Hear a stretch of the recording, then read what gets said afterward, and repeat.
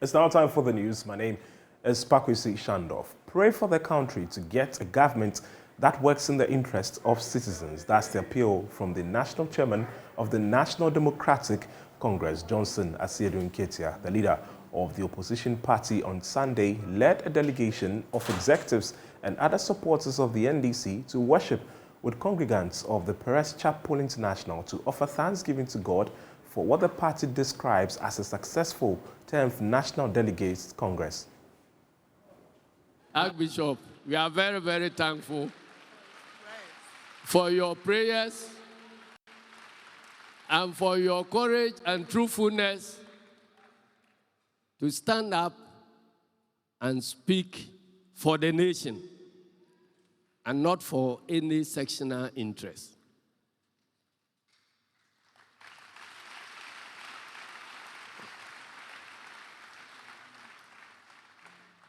We want to continue to plead with the Archbishop and the congregation to continue praying for us so we can get through the next phase of the exercise.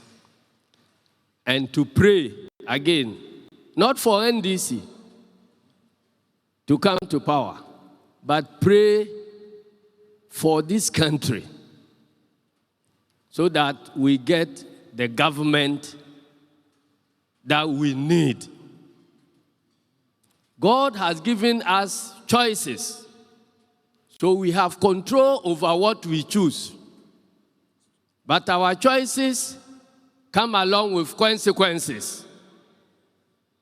God has not given us the power to determine the consequences of our bad choices. So there are times where you make a bad choice, you must suffer the bad consequences. And that is where you get, people say you get the government you deserve.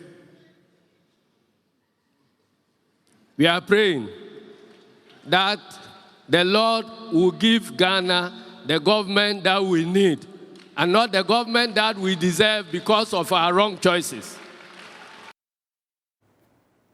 Now, the Director General of the National Development Planning Commission, Nana Kojo Mensah Brampa, wants churches and the younger generation to fashion out programs and support systems for the aged in the country. He says Christianity is not about amassing wealth and continuing to take money from the aged in the churches without the requisite support system to help them. He was speaking at a party for the aged mothers and pregnant women at the Jukwa Krobo in the Central Region.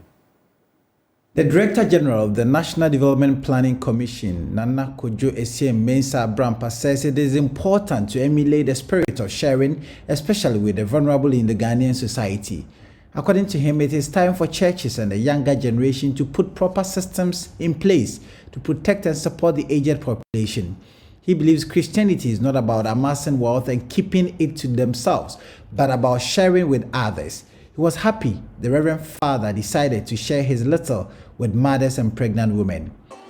It is an example for all of us Christians that it is not a matter of, amassing wealth and then keeping it for yourself, but being able to share is the major thing about Christianity. And particularly for those who cannot afford the aged and children. Because a lot of these people, during the time that they had the strength, toiled. But they've come to a point in their life that they cannot provide for themselves. So it behoves us. And I think it should be the responsibility, not only for Father David, but also for the church. And I think if all the churches in this country can do that, it will be a very good example and a mark for Christianity. Unfortunately, we take that advantage to be the time that we take it from the congregations. We take all the monies, and at the end of the day, we take it away.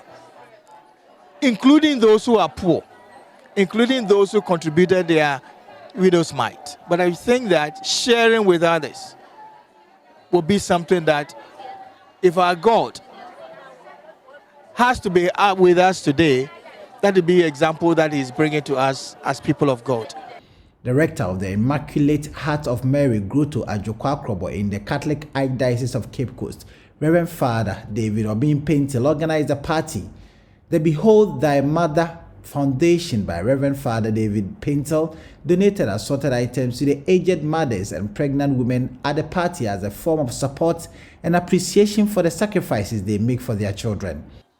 My motivation is that mothers go through a lot. They go through a lot of challenges during the 9 months of pregnancy, during the time of labor, and most especially child upbringing, parenthood. So parenthood is something that mothers do it in a special way. Even though our fathers are the breadwinners of the home, the sacrifices mothers make, I think, surpasses everything. And I believe that we needed to have a special ministry towards our mothers. And so on my 10th anniversary as a priest, I established a foundation called Behold Thy Mother Foundation. And the purpose was to support aged mothers and also pregnant women. I want to recommend this to all other ministers, pastors, priests to take it up so that they take special care of the aged. In fact, my heart desire in the future is that we have a special health care center or hospital for the aged and for pregnant mothers. Free services, free of charge, state-of-the-art health center or hospital so that their health will be taken care of. Some aged mothers, pregnant women, and beneficiaries of the donation expressed their gratitude to the Reverend Father for the kind gesture. Abdallah Osman's reports for Joy News.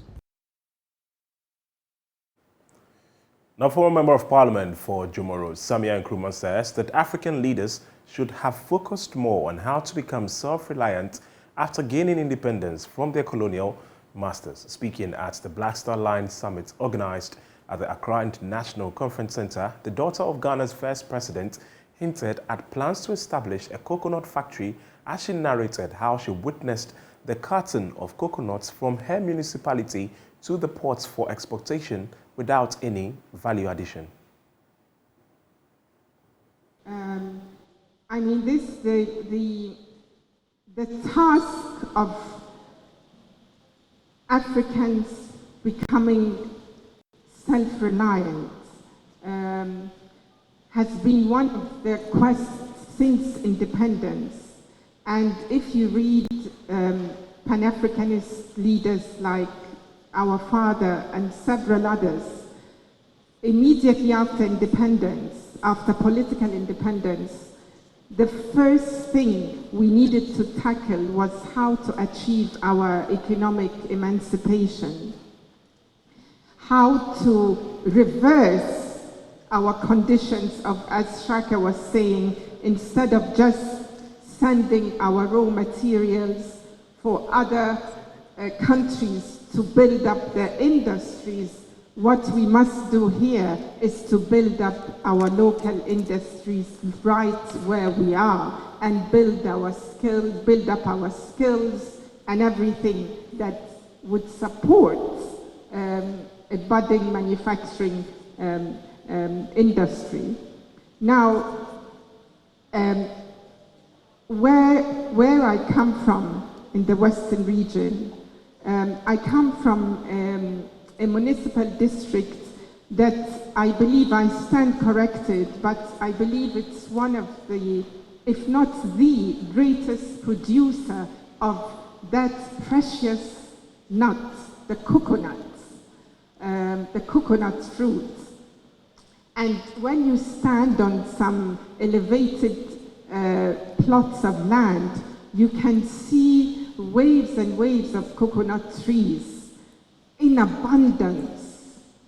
But I remember when I first arrived there over 10 years ago, I would see trucks, many trucks just passing by, leaving the district full of coconut fruits. And I remember thinking, where is it going? Where is all this going? And I'll be told it's going to the port, It's going inland to another country, then it will be sold on the international market. It's going, it's going, it's going. It never stayed. The fruit never remained where it grew. And I've been thinking that, well, if I get the opportunity, one day, I'm going to set up a coconut processing plant or factory that can produce some of the many products, byproducts of that fruit. Like you can get the oil, and God knows, we all know how beneficial, medicinal even, coconut oil is. Now, residents of Bimsi and surrounding communities in the Mamprusi West municipality of the Northeast region are asking government to complete the construction of a health post in the area under the self-help initiative launched 3 years ago by the communities. Community members agreed to put their communal resources together for the construction of the facility. However, the project is yet to begin due to financial constraints. Correspondent Ilyasu Tanko now reports. The annual homecoming event of the development clubs in the Bimsi, Sandanfong and Sanyo communities came off. The 3 communities in the West Mamprusi municipality have come together to find a lasting solutions to their economic and social problems through a series of self-help initiatives. The homecoming event has often been used as an opportunity for the leadership of the association to account to members of the communities for how their resource contributions were utilized. After a long week of activities, including a clean-up exercise and a free medical screening, the event was climaxed with a derby at the premises of the Power of God Primary School in Bimsi. The derby was attended by the chiefs, people and well-wishers of the 3 communities. For the past 3 years, the association has been taking financial contributions to help build a health post to address the health needs of the people. The 3 communities, with a combined population of nearly 9,000, are without a healthcare facility, a situation forcing the residents to often depend on quacks and unauthorized outfit for medical treatment. The president of the association, Wuni Drisu, in his presentation of the progress report of the association, informed the gathering that land and other materials had been secured for the construction of the project to begin. The association's organizer, Dr. Zakaria Isahaku, spoke on the need for a health post and asked for more contributions. Bimsi happens to be one of the oldest communities. We have a population more than 12,000. And you are aware that under the chief's policy, every community that has 3,000 people are supposed to have a chief's compound where the people can go there to access minimal care. So we think that duty bearers, like we have the regional minister, the MP, and all the DC, and all the other government officials who are present here, we think that this is the right time for this community to own a health post. The derby was also graced by political figures, including the regional minister, the member of parliament, and some DCs. The municipal chief executive, Arabia Osumolaki, in his response revealed that the assembly has decided to fully finance the construction of the project. The assembly will be constructing a health center in Bimsi here, where the facility will also be furnished in 2023. And I must tell the people that they should come together. I heard they are also contributing to support the project. They should also come out. Together, we can make it. I also want to inform the people that there's a plan to open Bimsi Sandanfong Soyo. And everybody should be ready and get prepared. I don't have any compensation. Nobody should come to me for compensation, but I will create the rules. I only need the blessings of the chiefs, the youth, and all opinion leaders here to make sure that we put Bimsi into its proper perspective. The MP of the area, Hajia Lareba Buduzueretu, lamented about the menace of Kayai and encouraged parents to send their children to school. The regional minister, Idana Zakari, who himself is a native of Bimsi, urged members of the 3 communities to continue to work together. Community development is not just about an individual, it's about the collective. And so I want to call on everybody, sons and daughters of these three communities, to come together and let us take our destiny into our own hands. Government alone cannot do everything for us. Sometimes we need to take our own initiatives, put together our meager resources, and see whatever project that we can undertake. On that note, I'm calling on everybody to contribute in our individual modest way in support of our community development. Elias Sutanko reporting from Bimsi for JoyNews.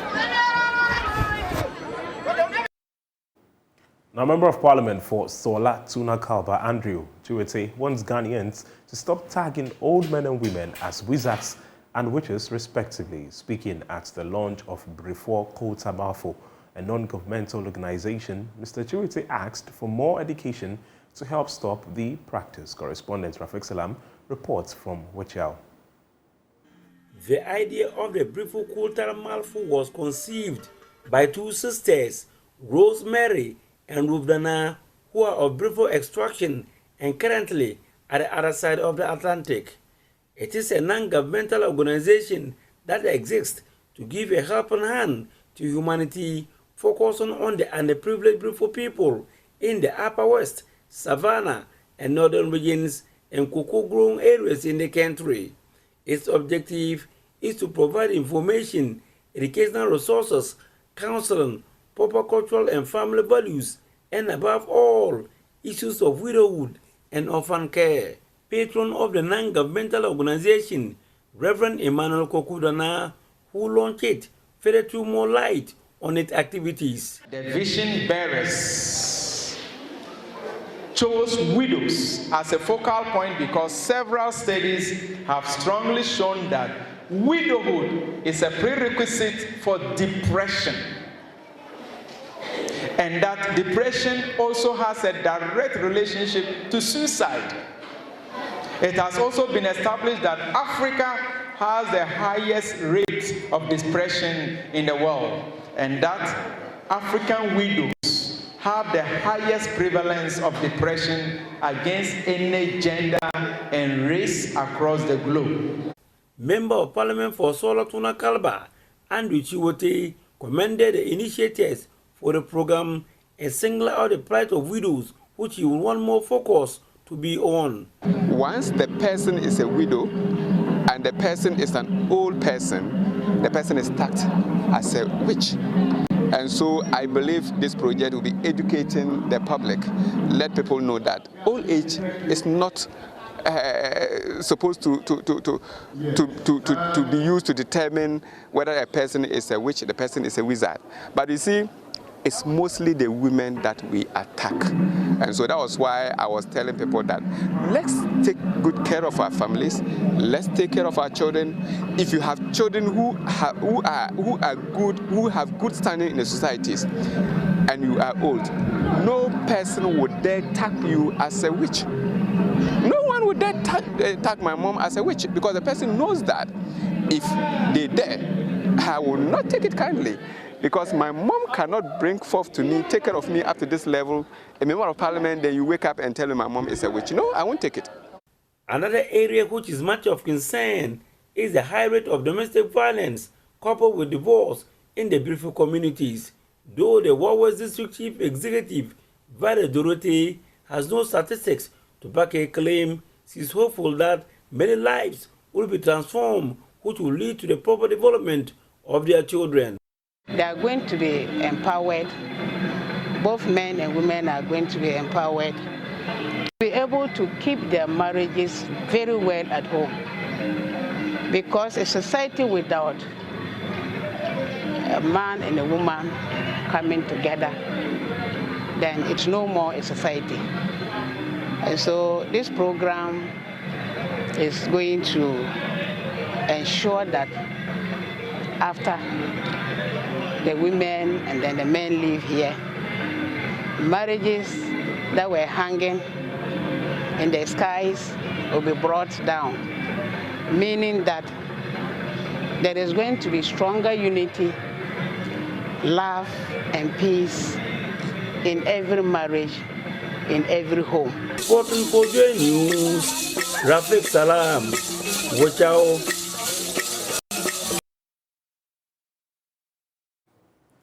Away from that, the Rotary Club and the Anglican Church Ghana have equipped the eye clinic of the Whole Teaching Hospital with modern logistics to augment delivery at the facility. This brings to an end the use of ophthalmic trial cases and other basic equipment for diagnosis. The organizations also presented a mobile clinic van to the hospital to help extend healthcare to undeserved areas in the Volta region. There's more on the following report.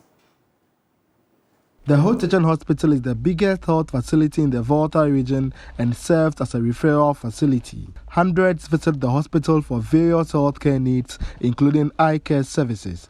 However, the hospital's eye clinic is not equipped enough to offer all services, hence clients are more often referred to other facilities. Isaac Boama is an optometrist at the facility. We were doing most of the things manually. Yeah, for instance, refraction, we have to use the trial lenses in the trial case, and it wastes time. So those delicate ones, we have to refer outside. And then for auto refraction, before it is refined here. Learning of the plight of lack of logistics, the Rotary Club and the Anglican Church procured and presented some equipment to the clinic. They included an optical coherence tomography, autorefractor, CT80 computerized odometer, phoropter, lensometer, and 2 units of slit lamp biomicroscope. The time that patients spend, that they spend at the hospital here, at the eye clinic, will be curtailed down. Because I've told you, for cases of OCT, we have to refer outside.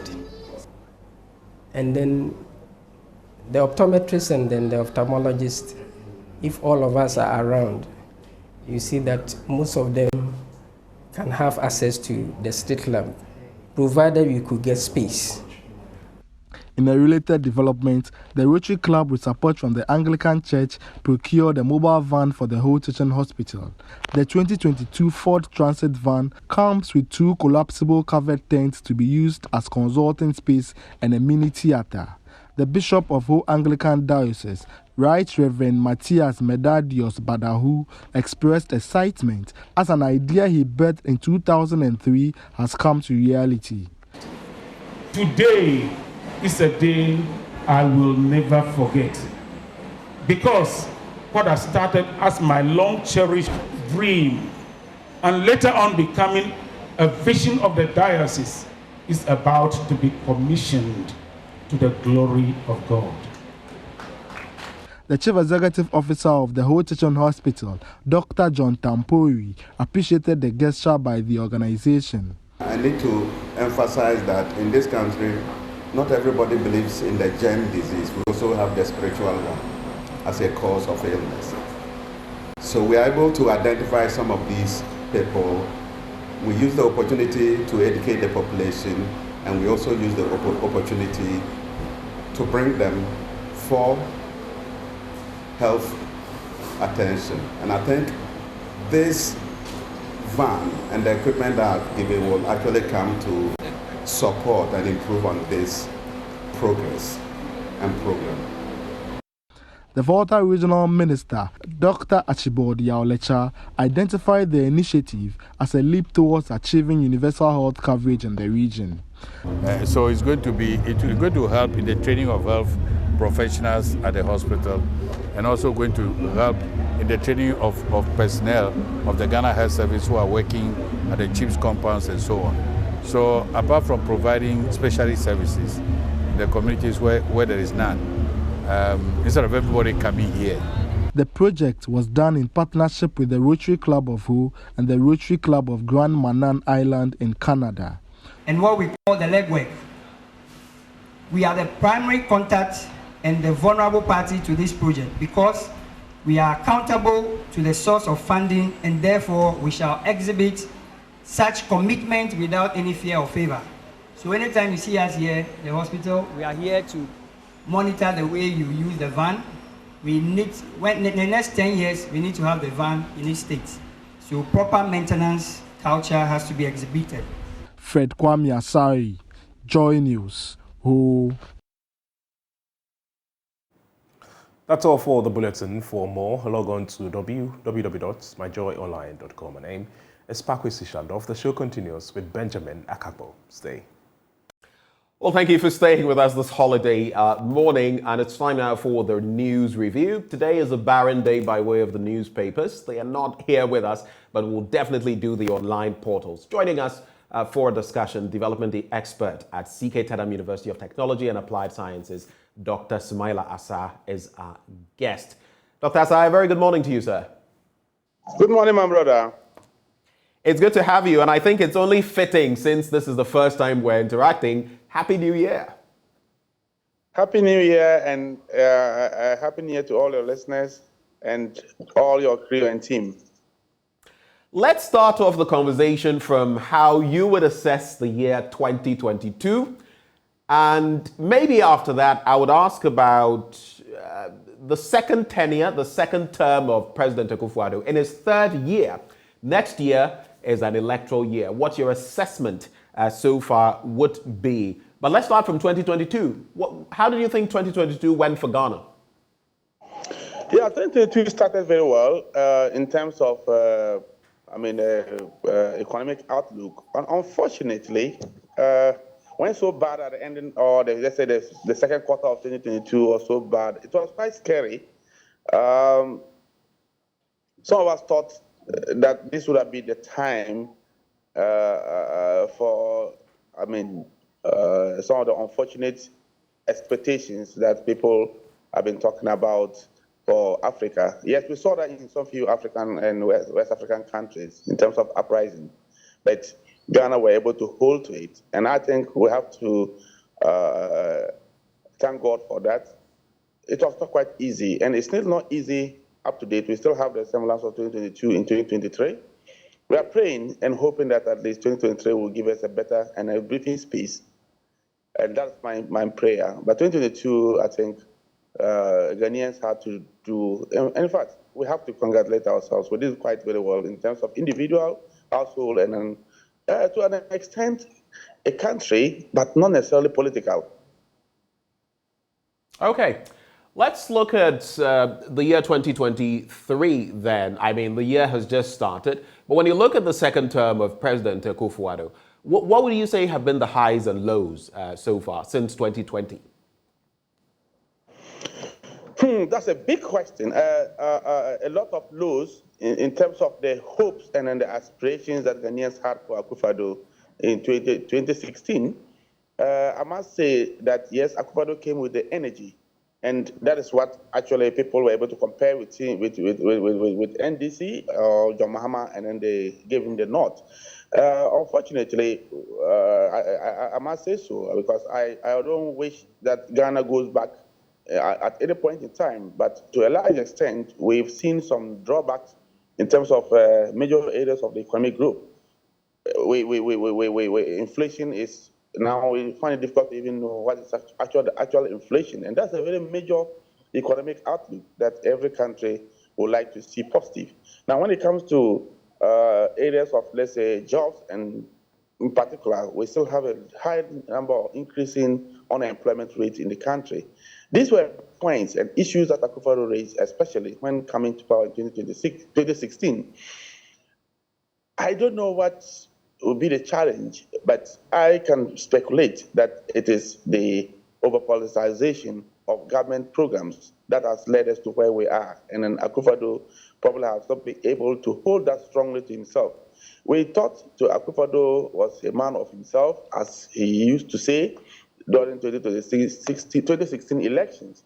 But I feel today that Akufo-Addo is not being able to demonstrate that so much in terms of ability to hold to his men. Is that to say then, just to hold you to what you just said, you say you thought Akufo-Addo was a man of himself. Is that to say you think now that he is not a man of himself, in fact that he is not able to be the tough guy we all expected he would be?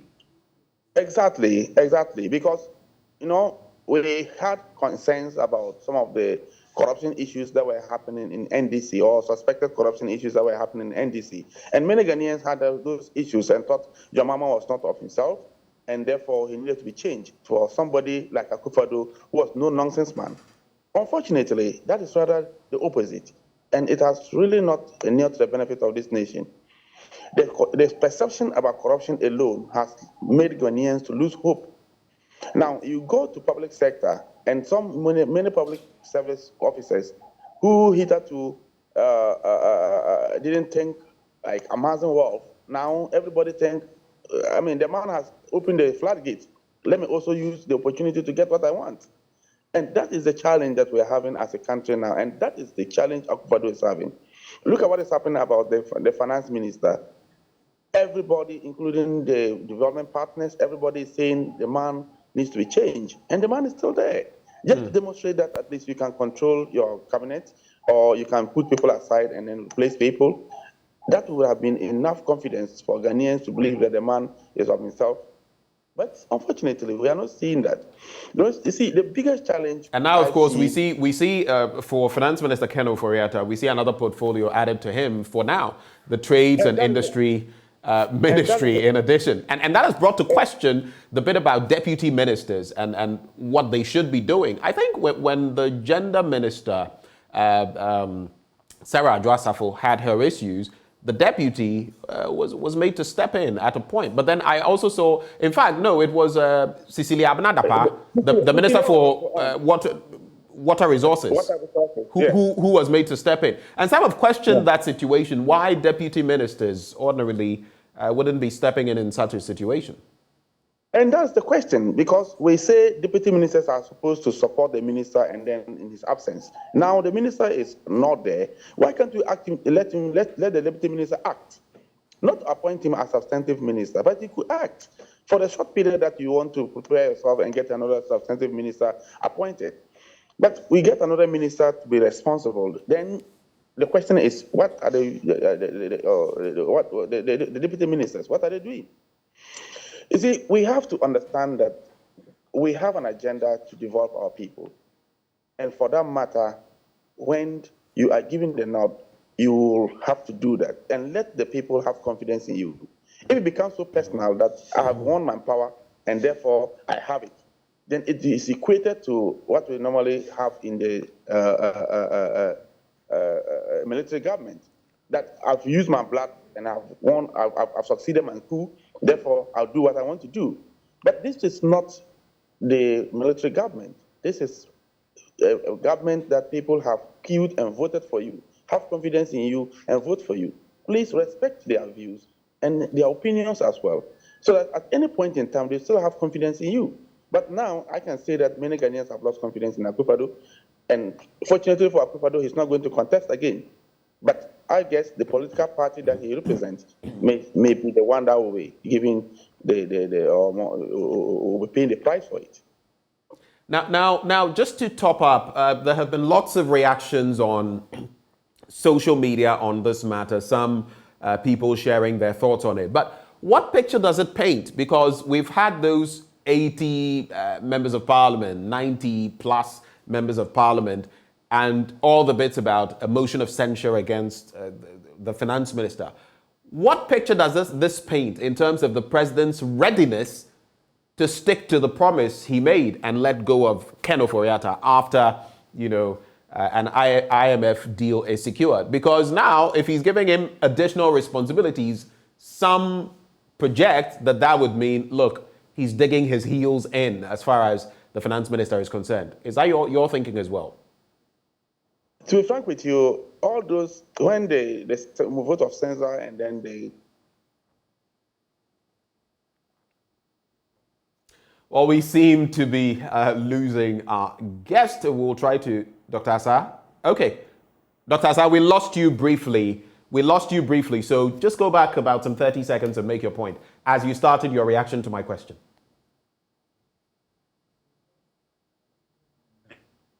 All right, we seem to be having issues there. But, okay, I see Dr. Asa now.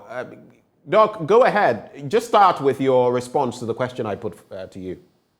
Yeah, so to me, when the agitations and all that started, I thought, I mean, for some time.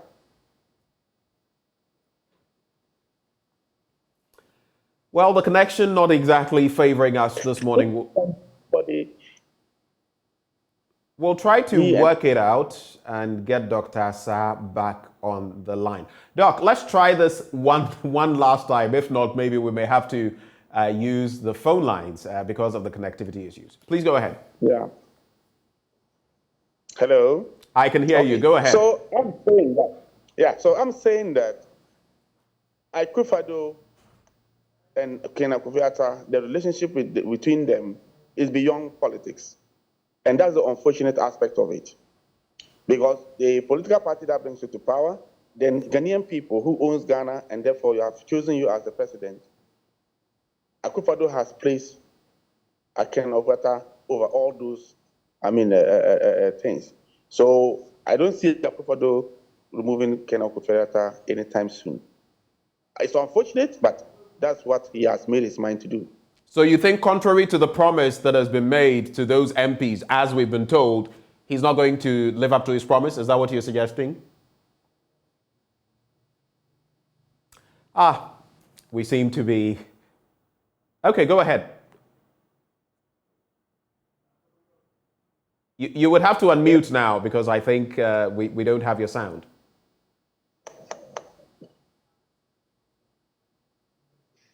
All right. Can you hear me now? I can hear you. Go ahead. Okay. So I am saying that I don't see Akufo-Addo relieving Ken Akufo-Addo now because of the relationship that we have. From beginning, I said it and I keep on saying it, that Akufo-Addo will not relieve Ken Akufo-Addo. The relationship is beyond politics. The relationship is beyond partisanship. But that's the unfortunate aspect of it, that you have personalized the presidency to an extent that your cousin, who we all know and think that it's not doing well, you keep on allowing him to mess the country up to this stage. It's unfortunate, but to me, I don't see him relieving anytime soon. Let's do this right before we take some stories from the online portals, both locally and internationally. I don't know what your memories are of the current president, and we talk about him, of course, because he is president now. But I read an interesting article in recent times by one Yawan Sako, who's been working for about 3 decades in the managerial space with Unilever and beyond. He says he doesn't belong to any political party. He has worked with Akufo-Addo, in fact, in the early 90s with the Alliance for Change. But he has this to say in a recent article. Had Akufo-Addo never become president, there would have been no doubt in minds like mine that he would have made a great president. But he became president, and now we're utterly baffled at what we see. Ghana is broken, and that is worrying enough. We have become a veritable Robinson Crusoe society with tons of miracles that lead nowhere. Do you agree with this person, Yawan Sako? And if not, what is your take on the Fourth Republic? We're just celebrating what, some 29, 30 years of our Constitution and all of that. What do you make of what he says? Do you agree with him? I agree in total with him. You see, as I said from the beginning, that prior to 2016, 2008, even dating back to the Kumu days, everybody knows that Akufo-Addo is a no-nonsense man. Akufo-Addo is the man who will come and tolerate no-nonsense. Akufo-Addo is the man with the revolutionary spirit, even though we are not going into military revolutionary. But I said that, look, with this all hopes, what went wrong? And Akufo-Addo, to me, if he is really listening, should just go back to those ideals and then end his presidency with the dignity that he started with. Otherwise, it's going to be a disaster for himself and a disaster for any relation to him in the future. Because, one, we know Kwame Nkrumah with certain values that Kwame Nkrumah came with. We have read them. I was not, I was not born during the rule of Kwame Nkrumah, but we have read about it. Now, we take the next person, Achampong, and you can see the development paradigm of Achampong, and then there are certain principles that everybody know Achampong came and then lived with. Operation Feed Yourself. Now, we came to Jerry Rawlings, and then we all know Jerry Rawlings came with the theory of poverty accountability and hard work. Now, Akufo-Addo came in with a particular spirit of no nonsense. Oh, I come in with the rule of law. These were the ideals of Akufo-Addo, the rule of law, and this is an outstanding human rights lawyer. And to be frank with you, some of us felt that this is the time for us to allow the system to now work, because the rule of law is the principles, the values that a society is supposed to rule and then supposed to live by. And that's my bigger disappointment. As we speak today, the problems of Ghana is not because we don't have resources, we don't have money, but it's high level of indiscipline in political appointment, high level of indiscipline in public service, high level of indiscipline in civil service, and the private sector as well, indiscipline, because the laws are not working. And some of us were happy that somebody like Akufo-Addo, with that bad track record of human rights defense, rule of law, would have come to streamline things so that everything in Ghana would have been based off law. If you break the law, the law will hold you on, because the president believes in that. Unfortunately, I don't think I'm seeing that much. There's no difference between what he professed and what is happening.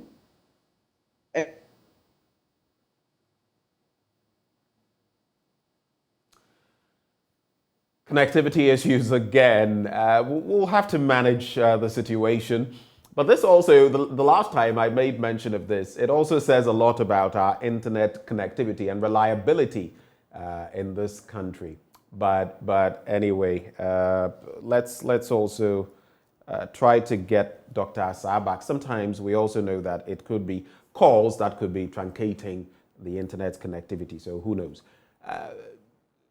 Dr. Asah, can you hear me now? Hello, Doc. Yeah, we can go on now. Okay, so you were making a final point there. Just to wrap up, and let's get into the issue of Ghana Airlines and that latest development that has got a lot of people talking as well. So just your wrap-up comments, if you're not done yet. Yeah, so my point is this, that all these were the principles that would have led this country to another level of development, because, as I said, the problems of Ghana are not that we don't have the resources. We have the gold, we have the diamond, we have the oil, we have the cocoa, but everybody keep on asking the question, why are we not moving forward? And I would say that it's because we don't respect rules and values. We do not have that strong commitment to the rules and the laws that we make in this country. And I hope that Akufo-Addo, with that background, would have been the one who would have come to streamline that. Unfortunately, he couldn't do it. And I think we have to move forward in that direction. I will just give you an example. If you cross to any of our neighboring, especially if you cross Burkina Faso, and you see what is going on. I just returned from Burkina Faso about 2 weeks ago, or 3 days ago. Then you begin to see, why are they constantly going into this issue of coup and then replacement of their leaders? It's just because they come and they are not really living by the standard that the people of Burkina Faso want. And they always talk about their Thomas Sankara, who came and laid down principles that the country is supposed to follow. Unfortunately, went on. So now he's like their God. You go there and everybody talks about Sankara. If you stage a coup today and then you come to Burkina Faso and you are not doing what the people expect, and their bigger expectation is about the rules the rules must be followed, principles must be followed, the laws must be followed. You go to Burkina Faso and you have different lanes of different road lanes for motorbikes. People are respecting the laws. So if you come as a president and you are not respecting, or people are beginning to not to respect rules, then they think that you are not doing well. And these are the things that I thought Akufo-Addo would have come, and we know that Ghanaians would have lived to that level of expectation, and they would have lived to conclude Akufo-Addo government with something special, that he came and was able to streamline the rules and then corruption, issues of justice. But we can see that as the man who we had all the hope for. And it's unfortunate, but that's what I can say. Let's look at this story on myjoyonline.com. Plans on course for Ghana Airlines to take off third quarter of 2023. And I'm sure you know the history of our stints with our own national carrier and how that has gone time and again. So let's get into the story. The Ashanti Airlines, a private registered Ghanaian airline, is in partnership with the government to operate a national commercial air carrier known as Ghana Airlines Limited. Zotus Group Incorporated, United Kingdom, known for its diverse portfolio of projects, is the financial and operational partners, or are the financial and operational partners of Ashanti Airlines with the government of Ghana. An official press release signed by the accountable manager of Ashanti Airlines and copied to the Ghana News Agency on Thursday said the partnership was in line with the government's policy of enabling the private sector to drive growth and transformation agenda for economic development and to boost the effective implementation of the Africa Continental Free Trade Area. So it goes on, but the new airline will commence operations in the third quarter of 2023 with flights on the domestic routes, then later to regional and international routes, including flights to Heathrow Airport, that is London, JFK Airport in New York in the USA, and beyond. The Minister for Transport, Mr. Kweku Ofori-Esiama, had stated, quote, "The time has come to return Ghana to the aviation map." But some people who are industry watchers, some people who have seen us go and come as far as a national carrier is concerned, have had their own doubts about this situation. I read this tweet, for example, from my own senior friend, Joe Jackson, and he says, "Dear His Excellency Nana Addo, please don't put public funds into the new national commercial air carrier. Minister for Transport quotes, the new airline will bring pride and hope to the millions of Ghanaians. Me, no, no, no." We're going the way of a national carrier once more. People say we are broke. We need fiscal discipline. Dr. Asa, are you supportive of this move? As much as I wish that we have a national carrier.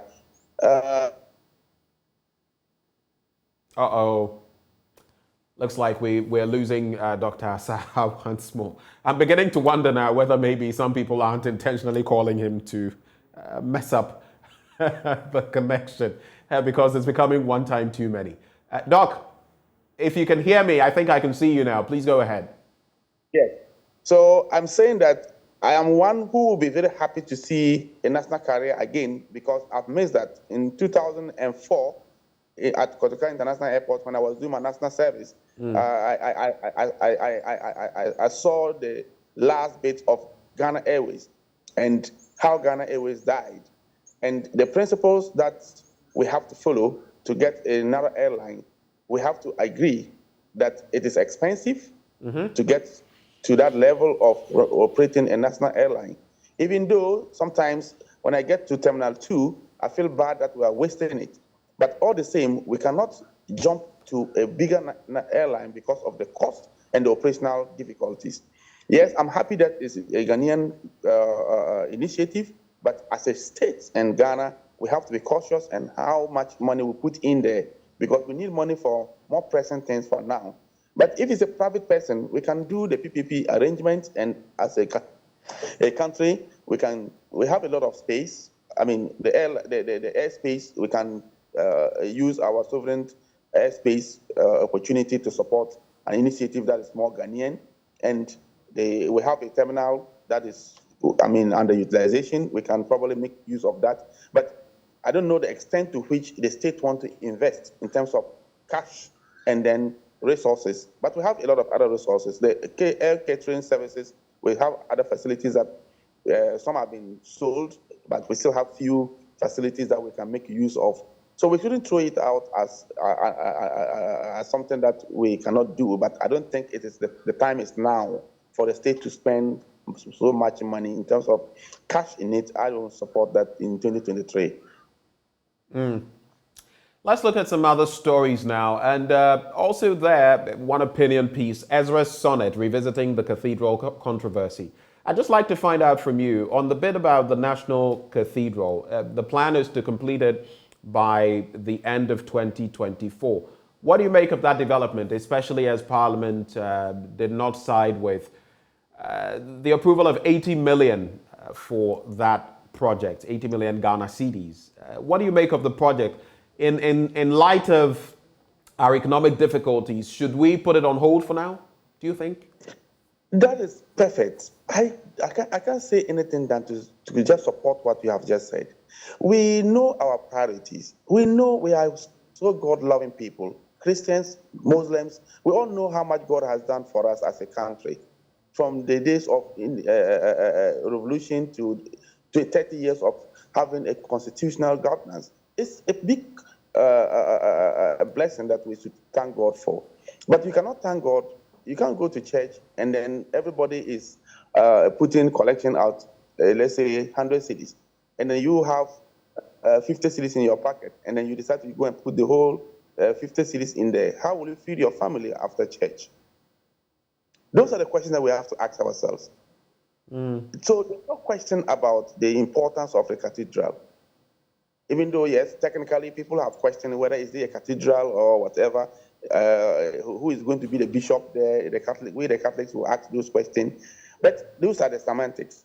Yes, we can, as a country, say God has been so good to us and we want something monumental for God, therefore a church. But I don't think God will be so happy himself that you have used your last money to do collection in church. So those are the principles that we have to follow, that as a good father, you don't overdo things at the detriment of your citizens or your children at home. So, Akakpo, I think, yes, we know you made a promise. You are God-loving. We are all God-loving people in Ghana, but our situation doesn't deserve that big, monumental gift to God.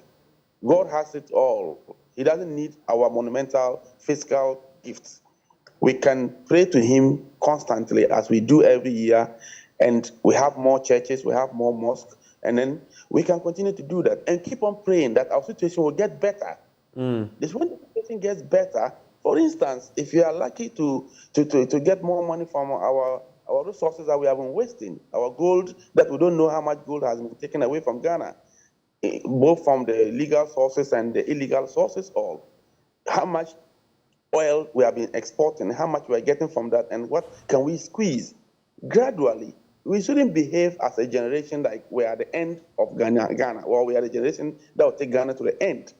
We are just a step in the whole agenda of Ghana, which is an everlasting state and a country. We have over 100 years. Let me tell you, I saw how countries plan for 200 years. And I tell you, in Germany, they're thinking about planning energy for 200 years. Thinking about how they are not going to waste their lignite. Lignite is a resource that we will now, about the next 500 to 1,000 years, will tend to become coal, which is the easier energy source we can have in the world. And they want to be one of the biggest deposits of coal. And they have the lignite now. They have decided that they will not waste the lignite, but will take a step to rely on Russia and other countries so that we can have our energy and leave our lignite, which we don't want to waste. These are generational thinking. We need to begin to think that way. Okay, we need a cathedral. It should be a national agenda. And that is why I have a problem with our country, because we do not have a national plan. If we have a plan and then we have agreed as Ghanaians that this is what we want to achieve, and we at a particular point in time when our situation is at this level, when our macroeconomic indicators are showing this level of positive consistently for some time, we want to put a little savings to honor God for the good things he has done for us. And it should not be Akufo-Addo, it should not be John Mahama, it should be Ghana. If it is 50 years we're going to use to do that, it depends on what we have. And that feeds into the logic of, as we've always said, those countries, France, USA, and how long, for some of them, 2 centuries, putting up, their cathedrals. But here's another interesting point as we get ready to wrap and take that final story. Just linked to that, there is a story on GhanaBusinessNews.com about Egypt spending 400 million euros on a CNC factory, and I'll break it down. I'll give you details of that, while we are spending $400 million, almost the same equivalent, on a national cathedral. So let's look at the details. Of course, Ghana and Egypt go way back. We have strong ties, and even during the time of Kwame Nkrumah and Gamal Abdel Nasser, we had some pretty strong ties. Nkrumah ended up marrying an Egyptian. But when you look at the details that were given, so in May 2021, Egypt went ahead to secure and signed a deal with a German company. In 2022, Egypt received International Monetary Fund board approval for a $3 billion facility for 46 months. We are going for same, interestingly. But look at what the Egyptians are doing. Available information indicates that they are putting up a computer numericals control factory in Egypt. The project is estimated to cost 400 million euros. And available information indicates that the expected factory, which will be fully automated and programmed to produce turning and milling equipment, would be located on an area of about 60,000 square meters. And the factory would provide comprehensive technical solutions, which include flexible automation, complete digital transformation, and advanced flow assembly by using automated guided vehicle transport systems. It goes on and on. It will even have an academy to train on the use of this equipment. Of course, we are talking industrialization. We are talking import substitution. We're talking developing, building our economy. The Egyptians are far ahead of us, yet they are still building. So relevance, again, building a national cathedral versus, putting up stuff that would actually boost our economy. I don't know what your take is on this. Yes, so you've just hit the deal. The approach Egypt is using, even some of our neighbors have used that in the past. You go to Burkina Faso. In 1998, Burkina Faso had an arrangement with the World Bank for the construction of the Bagre Dam. Now, they had an agenda to reduce their importation of rice.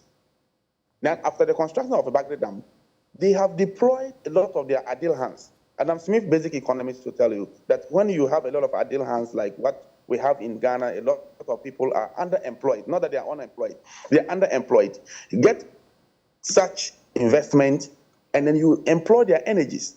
Burkina Faso did that, and as we speak today, Bagre produces a lot of rice. You know what they did? They know they import a lot of rice from Thailand, and the Burkinabe had maybe a taste for Thailand rice. They went into a partnership with Taiwanese company that does the milling of the rice, polishing it the same way like what they import from Thailand. And for 20 years of the operation of Bagre Dam, they can boast of the Bagre Dam contributing to over 50% of rice production in Burkina Faso. If you take that amount of money, 400 million, there are similars of that. We talk about the Palgo Dam. The Palgo Dam, and not only the Palgo Dam. Look, we have talked about the Afram Plains being the food hub. Look at River Afram. River Afram flows freely. And all the Afram Plains, we do nothing with it, and it ends up at Akosombo and ends up at sea. Water from Bagre Dam flows to Sapelga, enter Ghana through Sapelga, go through Palgo, and come straight and do cause a lot of havoc. And every year we spend more time talking about Bagre Dam spillage, and the confusion that it has on our lives and properties. But what can we do as a country? Haven't we, we do from the university, we have done research, we work practically across different West African countries. We have models we want to suggest. Nobody wants to listen to you. Look, there are very even simple ones that will not cost even $100 million. If you come to Upper East, there's a project called Awad. A white man, that's a Dutchman, came and then has converted water into a reservoir, a metered reservoir. It's purely solar system, and they are cultivating over 200 acres using pivot irrigation system. That employs a number of people. I don't know the total number they are employed, but as I visit there and I go there, you see a good number of people employed. Not that they are seasonal, and they do it during the dry season and the rainy season. So it's 24-hour, 360 days work for these people, and then they are employed and they are paid their social security. We have one at Babato. the same white people have come. So in the north, that we say there's unemployment. If you invest such amount of capital, we are able to. There's a farm hub that has been created, and they are using water from the Black Volta, and they are doing serious irrigation there.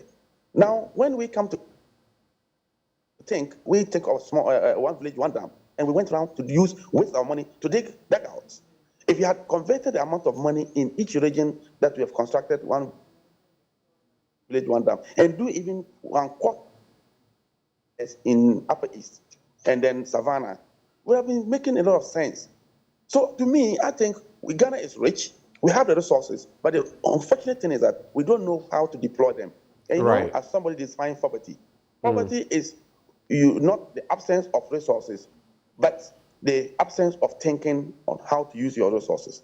So that's why you see somebody's father will die and leave him with a lot of resources, and he will end up becoming a poor man. And that is how Ghana is. Ghana is becoming a clear epitome of somebody who has inherited so much from his father and ended up becoming pauper and living on verandas and gutters. Right. And that is what we're going. Because at independence, we know how much gold we had. At independence, we know how much foreign reserve we had. At independence, we know the agenda that was carved for, even taking advantage from the colonial masters with the Marshall plans, and then Nkrumah's 7-year plan as well. Then we, at a point in time, just feel like we have so much, so therefore, anybody who comes to power is just coming to amass it. There is no agenda to create the resources that God has given to us. And that is the unfortunate thing. And we are beginning to become a disgraceful generation for Ghana, because God has been so good to us, giving us so much of gold, so much of oil, so much of natural resources. But at the end of the day, it's like political party organization has become a source of getting rich. Right. And these are the things that we have to openly talk about. If we do not change the approach of democracy, we are getting to the ditch. It will begin to feel democracy is the worst form of governance for Ghana, but we don't have an immediate replacement because coup d'etat may not be the best option. But what can we do to change the narrative? As we speak today, political parties, people who are so active in political party have an agenda to make money. So people are going into politics because we want to make money. Insignificant number of people go into politics to promote their ideals. But unfortunately, when you get in there, you might be crowded by the larger group.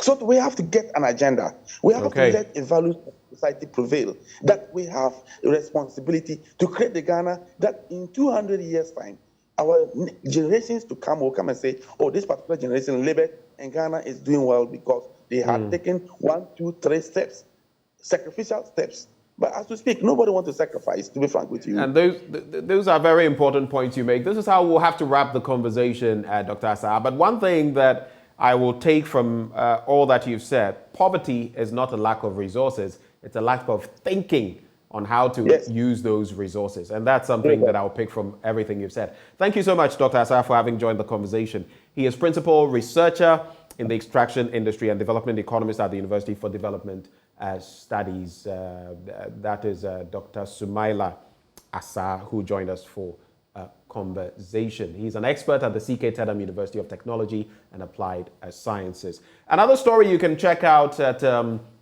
on myjoyonline.com right before we go into sports, for those of you watching us. What do you need to secure a job in Ghana? A good certificate or connections? That's a story I found interesting by Juanita, or Juanita if you like, Amwakwa Kofi. Well, up next, we have sports coming your way, and then we get into the big stories. The opening ceremony of the 2023 African Games is just 12 months away. As you can tell in the background, workers are working day and night to ensure this is ready for the competition next year. Out of the 23 different sporting events that will be held for the 2023 African Games, as many as 21 of them will be held at the Boteman Sports Complex. The ultimate question, of course, remains whether contractors will be done in time for the competition. At the moment, construction appears to be at the starting phase, and there are fears work will not be completed in time for the start of the games. But chairman of the local organizing committee, Dr. Ofosu Asare, remains confident Ghana will be ready in 12 months' time. That's the hope of everyone, all of us here, the LOC members, the minister, and I'm sure every Ghanaian is expecting us to finish and be able to host the games next August, and that's the time. Together with the African Union, we have the timetable for that. That is the hope.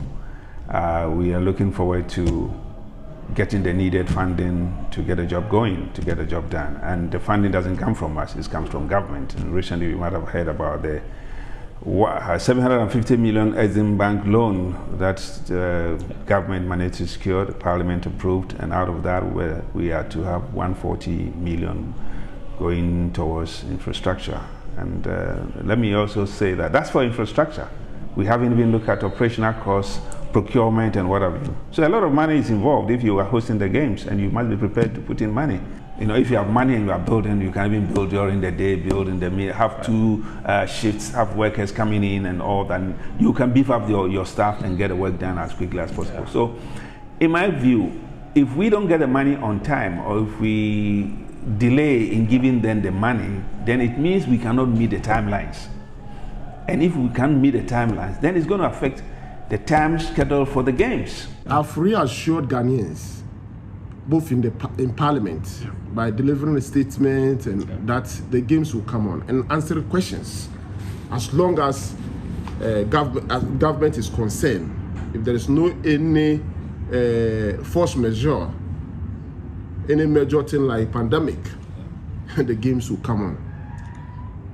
Because we are ready and we are working to ensure that the games come on, and government is committed to it.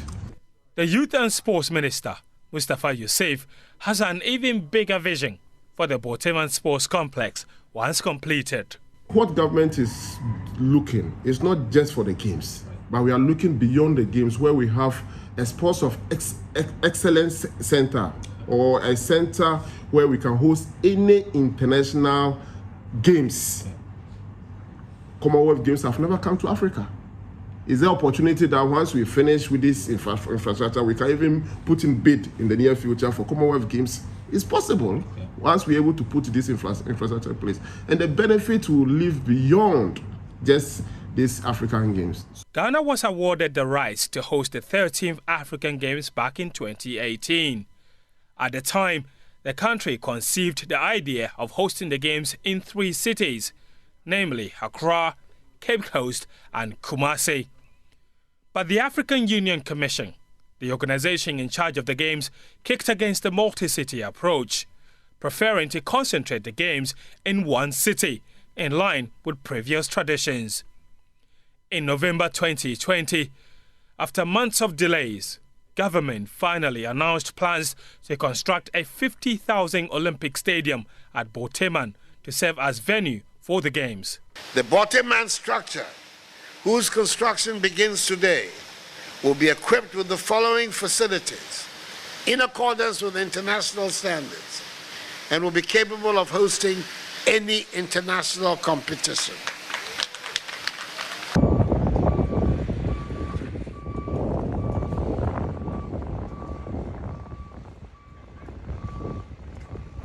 But 8 months later, those plans were shelved, and government instead adopted a hybrid approach that will now see the Legon Sports Stadium serving as the center of the Games. This very spot will be where all of the starting blocks will be, especially for the shorter distance races like the 100 meters.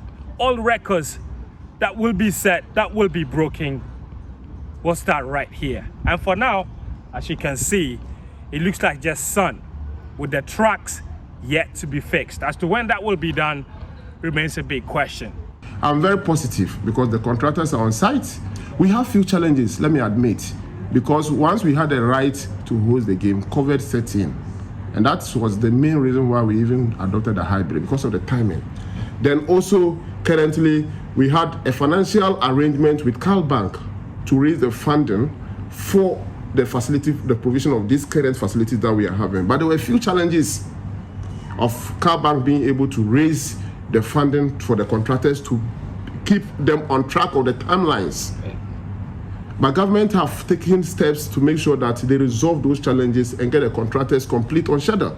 Yeah. So as long as we get the financing right, we are able to get the funding to the contractors on time, the project will be delivered for us to be able to host the game.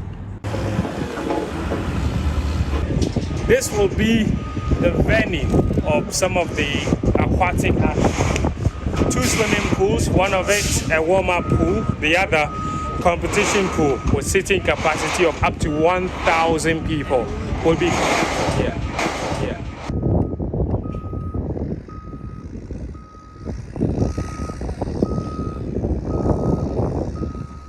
There will be 5 tennis courts, including a center court that can seat up to 1,000 spectators.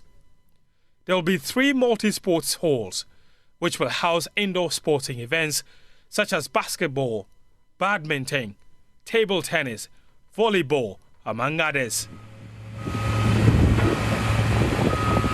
But the work that remains to be done here is enormous. The majority of the work on the Legon Stadium has gone into fixing the seats, but vital aspects such as the competition tracks and adjoining facilities remain a long way from completion.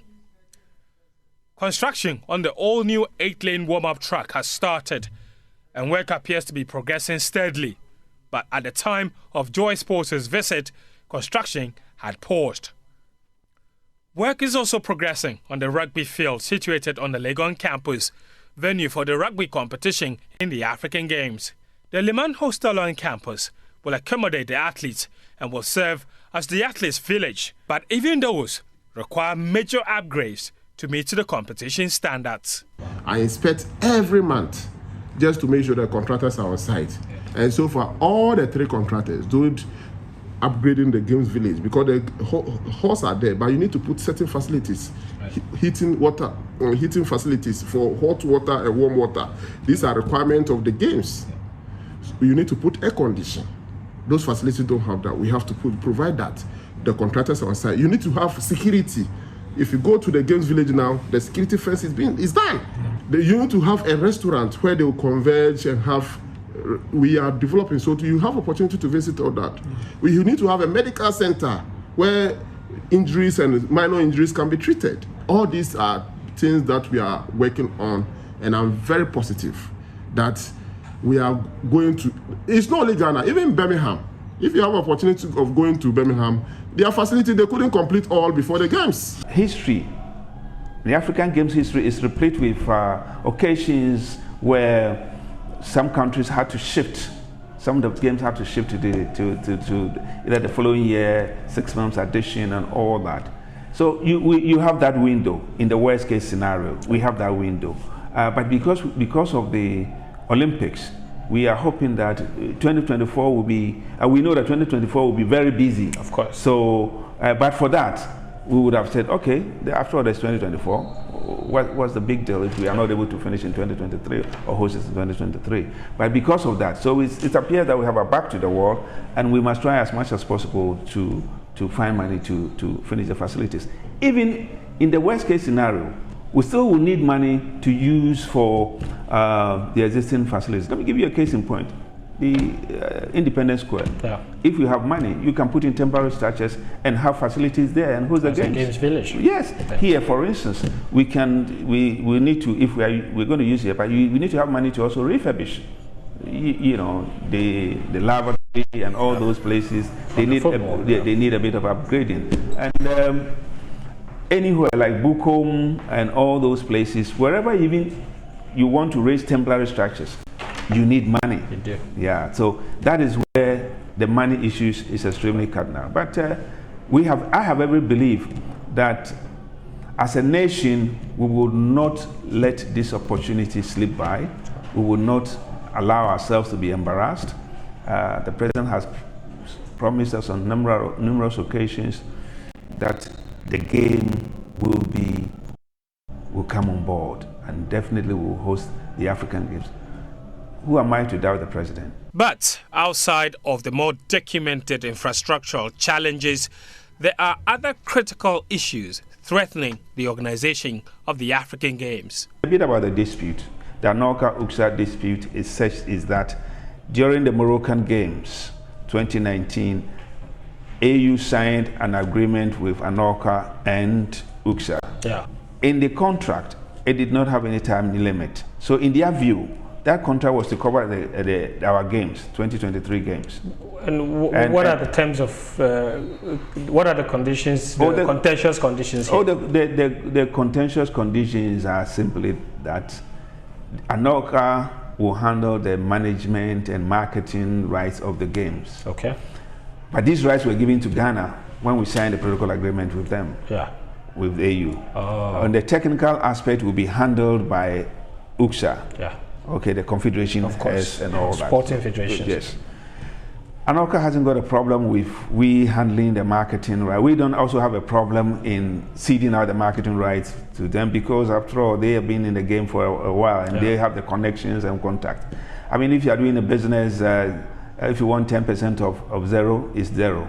If you want 10% of 1 million, it's something. So if they can bring in money for us to also have some, that is fine. So we don't have a problem that we are trying. But AU does. AU does, because AU doesn't want to shift grounds. Yeah. But there's pressure on AU to shift grounds. We hosted them in Ghana, for instance, and Anorca and UCSA were saying that it is no fault of Ghana that they have the marketing rights. That they have this, that they have this problem because they didn't sign. They haven't signed any. Sign that contract. So because of that, they didn't want to do anything that will be will impact adversely on the games. You know, when two elephants are fighting, the grass suffers.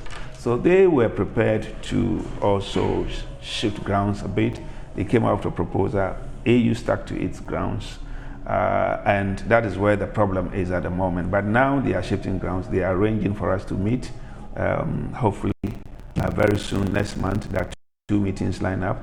They've been able to get somebody who will be refereeing the meeting and all that. So why is there a fight then? No, the issue here strictly is that AU has constituted a technical committee. Yes. Called the Technical Committee for the African Games. Yes. And the two bodies are saying that they were, if you look at the political agreement, they will have to send in the reps, but they don't have reps on it. Yes. AU said they invited them, they didn't show up.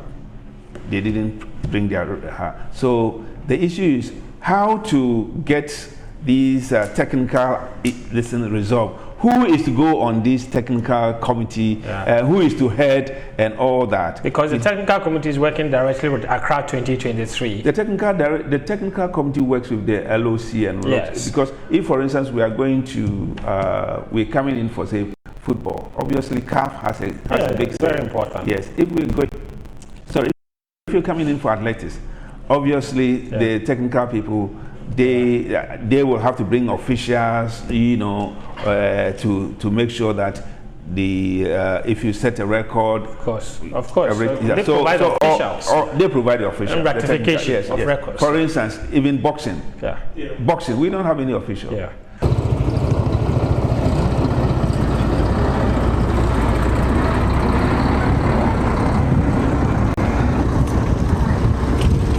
It is clear infrastructural challenges are not the only issues impeding the successful organization of the Games.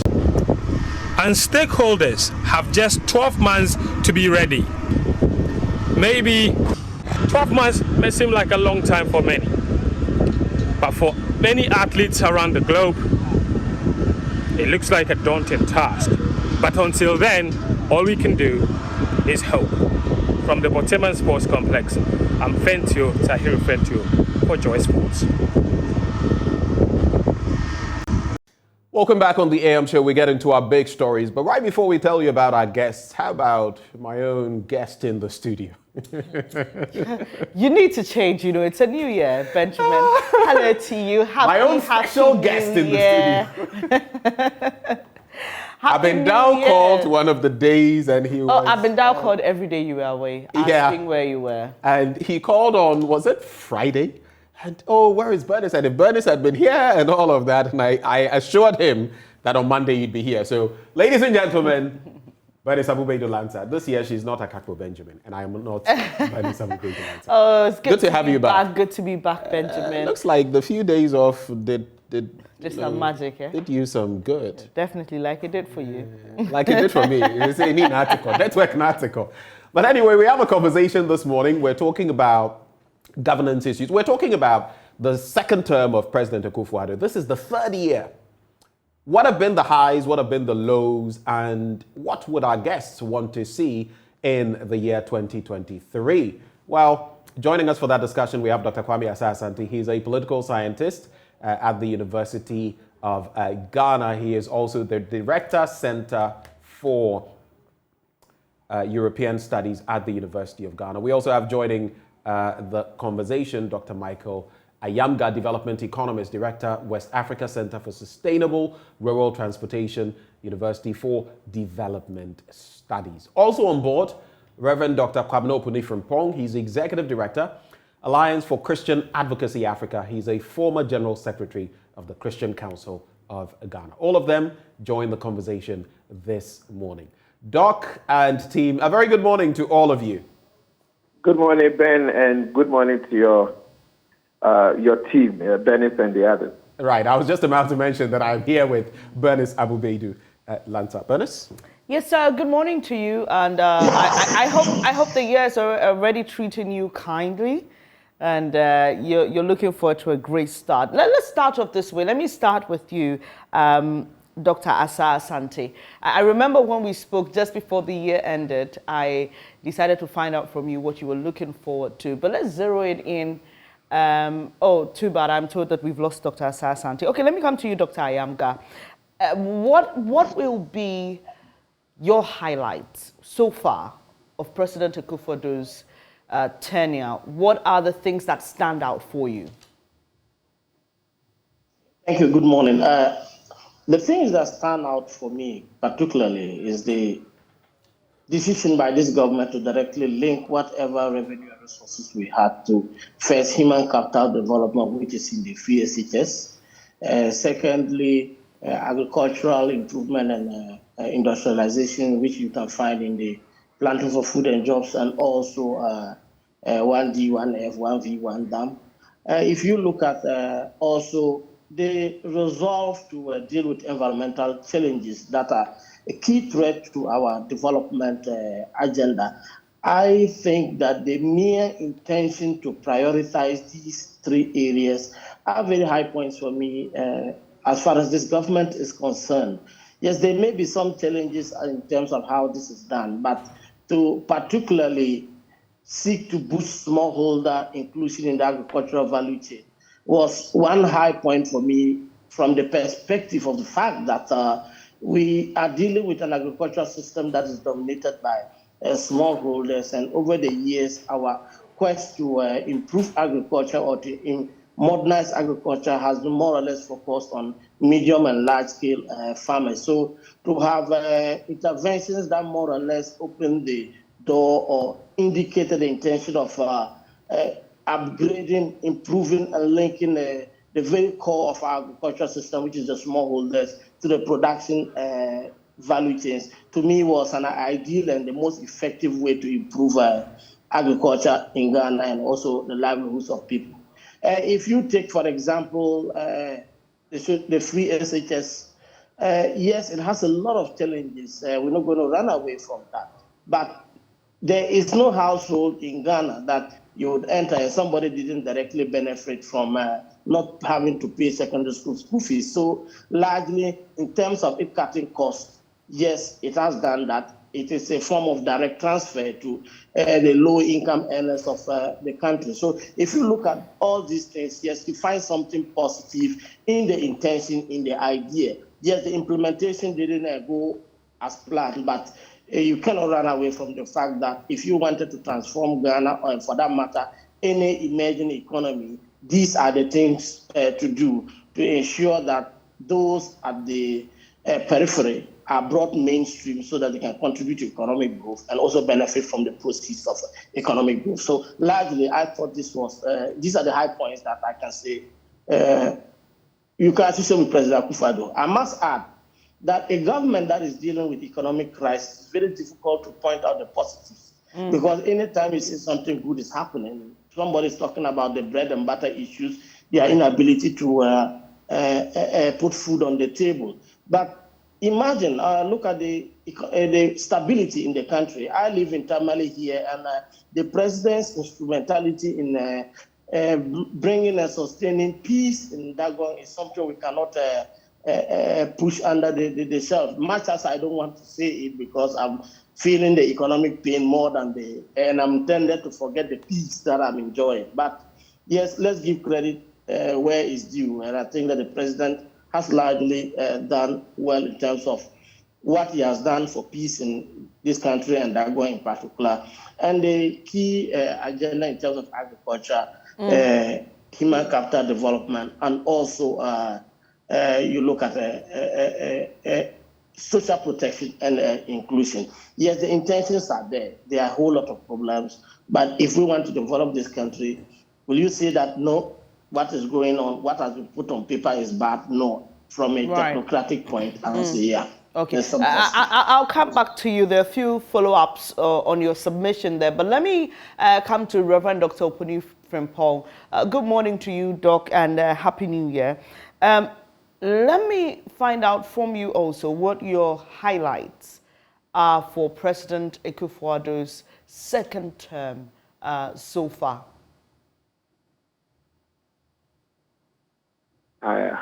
Good years for all of us the coming years. I also am excited about free SHS. I consider that to be a game changer. And for us to be able to sustain it up to this point, despite the challenges, there's green, gold challenges, the numbers, you go to the schools, kitchen size, and the numbers they are serving. Some schools, 3,000 students. The same kitchen that serves 700 students. Now the kitchen is serving 3,000. But so free SHS is a game changer. Something that I even want to transcend President Akufo-Addo's administration. And that is why sometimes when we hear calls for review, I feel we will be sort of humble enough to listen to such opinions so that free SHS can be handled beyond politics, that it can serve the needy in our country and respond to the inequalities in the system. But energy is also something that I'm excited about. We still have electricity, and small businesses are still able to run. And for us to have energy, electricity throughout, sometimes we have little challenges here and there, but on the whole, as a nation and where I live, electricity has been a bit stable. I'm excited about it. I look at some European countries, America, and this winter and what people are going through. And when I wake up in the morning and I have electricity for whatever I must do, I'm excited. And even energy, I'm not comfortable about how much I buy diesel and petrol. But I also know some countries queue for fuel. And you look at the line. And for us to have gain still energy fuel, I'm excited. I'm not comfortable, as I said, about how much we buy it. And I pray and hope we will come down. One area that I feel our expectation as a people was raised very high, and I'm still looking up, even though we keep hearing it, but we don't see much, is this idea of Ghana Beyond Aid. Now, I keep hearing that in the statement, the presentations of the president, but if we talk about Ghana Beyond Aid and we look at how much we are importing rice, sugar, almost everything, I'm excited about Ghana Beyond Aid as a political or governance position, but sometimes I wish we can see more what it takes to build a Ghana Beyond Aid. Interesting. I'm told we have Dr. Asah Asante. Thank you for reconnecting, Doc. So the two other panelists just shared with us what their highlights are of President Akufo-Addo's tenure so far. I'd like to find out from you quickly what yours are. I want to look at these things from three perspectives: political, economic, and social. Let me start with the issue of political. If you look at the political landscape, you realize that there are pluses, there are minuses. In terms of politics, I want to touch on the issue of good governance, which is an important aspect of our political life. Issue of, public sector reforms, issue of rule of law being upheld, issue of accountability to a large extent has been held in high esteem. We have also seen the issue of sometimes participation and whatnot. Let's look at even within the political sector. I want to look at the issue of democracy. All effort has been done to strengthen the frontiers of this country's democracy. There's no doubt about that. Kufuor has done a human job in that area. We still have democracy irrespective of the threats within the sub-region, with some of them impinge on our national security and all that. And of course, he's been able to resource the security people to some extent, and they are carrying out a good job and all that. We can also look at issue of human rights violations and all that. We have had a number of them. So far, so very good. But if you look at the negatives with regard to this section I'm talking about, we'll talk about issue of corruption. We are still, struggling to deal with the canker of corruption. Evidence are available, Transparency International, Ghana Integrity Initiative, and all that. They talk about the fact that every year we lose about, that is GII, about $3 billion to issue of corruption. This is a whole lot of money that can help us to deal with the economic challenges we have in our country. Even though I admit that government had put in some measures and all that, but sometimes government push and action is also counterproductive to the fight against corruption. I must be blunt on that. And so issue of corruption, I would say that we are only paying lip service. It's still festering. We'll talk about issue of managing of waste within the system. Auditor General report is abundantly clear on that, where we have seen a whole lot of, money slip through our fingers through waste. All right. We have seen a lot of them. I also admit that Parliament has also done a good job by helping us to also recover some of these things, these monies, but we still have a large chunk of them in waste. We can also talk about issue of, let's move to the issue of the economy. Yes, the difficult times we find ourselves is here with us, but still government is soldiering on. It's not been easy. Government has done it bit, but what we are experiencing now tells us that there is a lot of problems that we have. And I will attribute the problems to two things: issue of indiscipline and the issue of public policy failure. All right. If you look at indiscipline, we've seen indiscipline in the area of how government manage state resources. If you look at issue of corruption, which I've said already, if we manage them well, if we are that disciplined, we'll be able to deal a big blow to it. But here you are, it's still with us.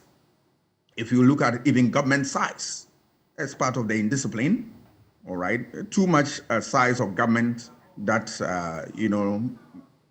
affects our economic and political fortunes.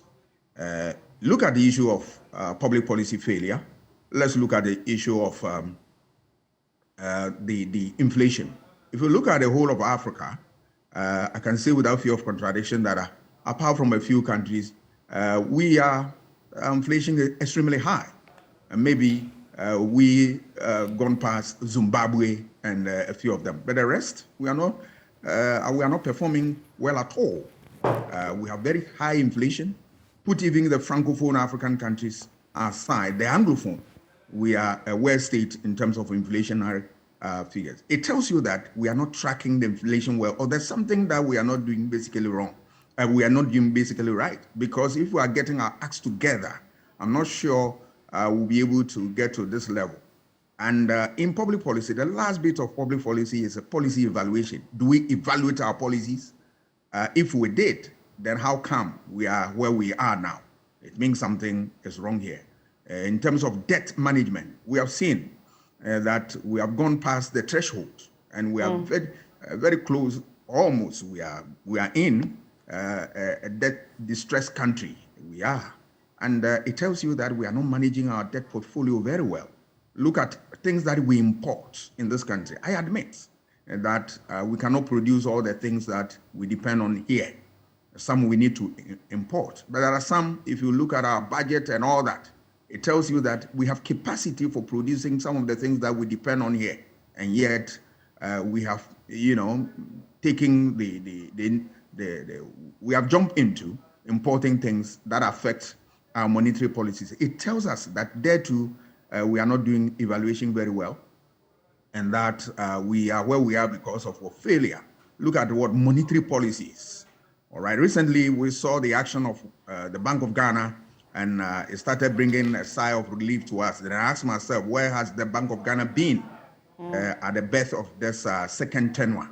Because things have gone through the roof, and one would have expected the Bank of Ghana to live up to expectation. We didn't see that, but at least the approach now tells us that there is more room for improvement, and that they want to turn things around for us. Issue of any policy you can think of, it tells you that we are either just introducing the policy without evaluating them, and these have gone a long way to undermine our economic fortunes. And if you put all together, that is the pluses and the minuses, you realize that for the economy, we are virtually in a very difficult situation. Come to look at the issue of the social programs and policies and all that. Free SHS, I commend the government. It's a very bold initiative. Government has done a lot in spite of the difficulties around. We are still having the program on. But my worry is also that sometimes, if you look at all these things I've said, issue of good governance, which requires that stakeholder participation, is critical when you are looking at policy programs. More often than not, you realize that some of the policies, government are not giving heed to what people prefer in terms of ideas and issues, things that will support in the drive to make this one, such policies, a reality. I'll give you an example. If you look at the issue of the way we are struggling with the e-levy and all that, all the experts said that, look, you can purge it between 0.5% to 1.0. Government said no. We talk and talk and talk. The government was saying that, yes, wait for results and all that. Where are the results? Today we have come back to square one. It's a waste of everybody's time. We believe that when stakeholders are talking, you listen with rapt attention, and whatever is important, you pick, and then you incorporate into the policy to make everybody happy. If you look at the issue of even the size of government here, people have said time and again that the size is too big for a country which is a poor one, for that matter, and we don't need that because it goes with what cost. The president was saying that, yes, just wait for results, and where are the results?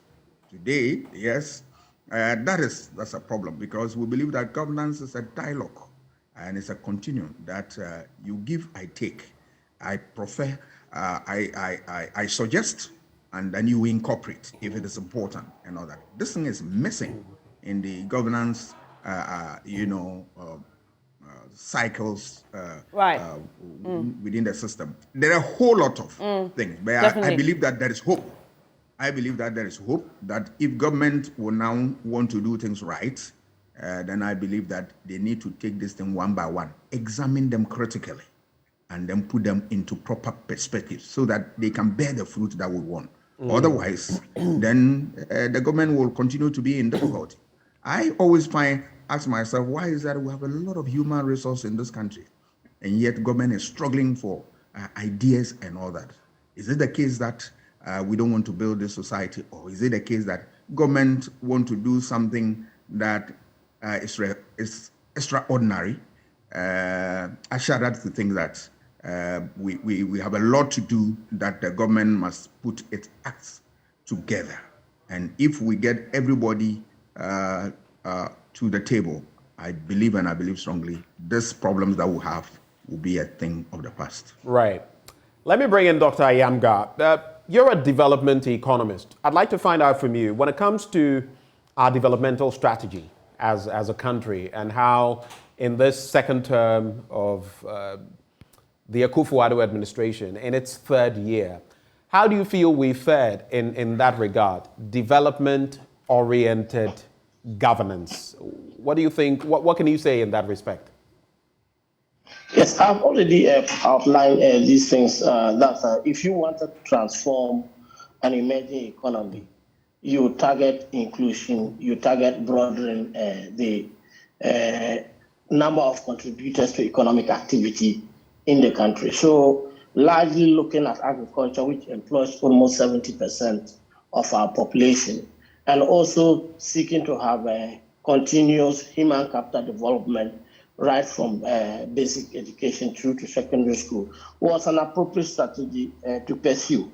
One of the challenges has to do with the inability of this government to meet its targets in terms of stabilizing the economy. The president ran on the back of bringing stability in the foreign exchange market, which it has largely failed, first due to our own failure to build a robust economy. We built a sandcastle of an economy, and the winds and the rains washed it off. So you cannot achieve any other agenda if you fail on the economic scorecard. So that has been the problem of government. And also the issue of unemployment.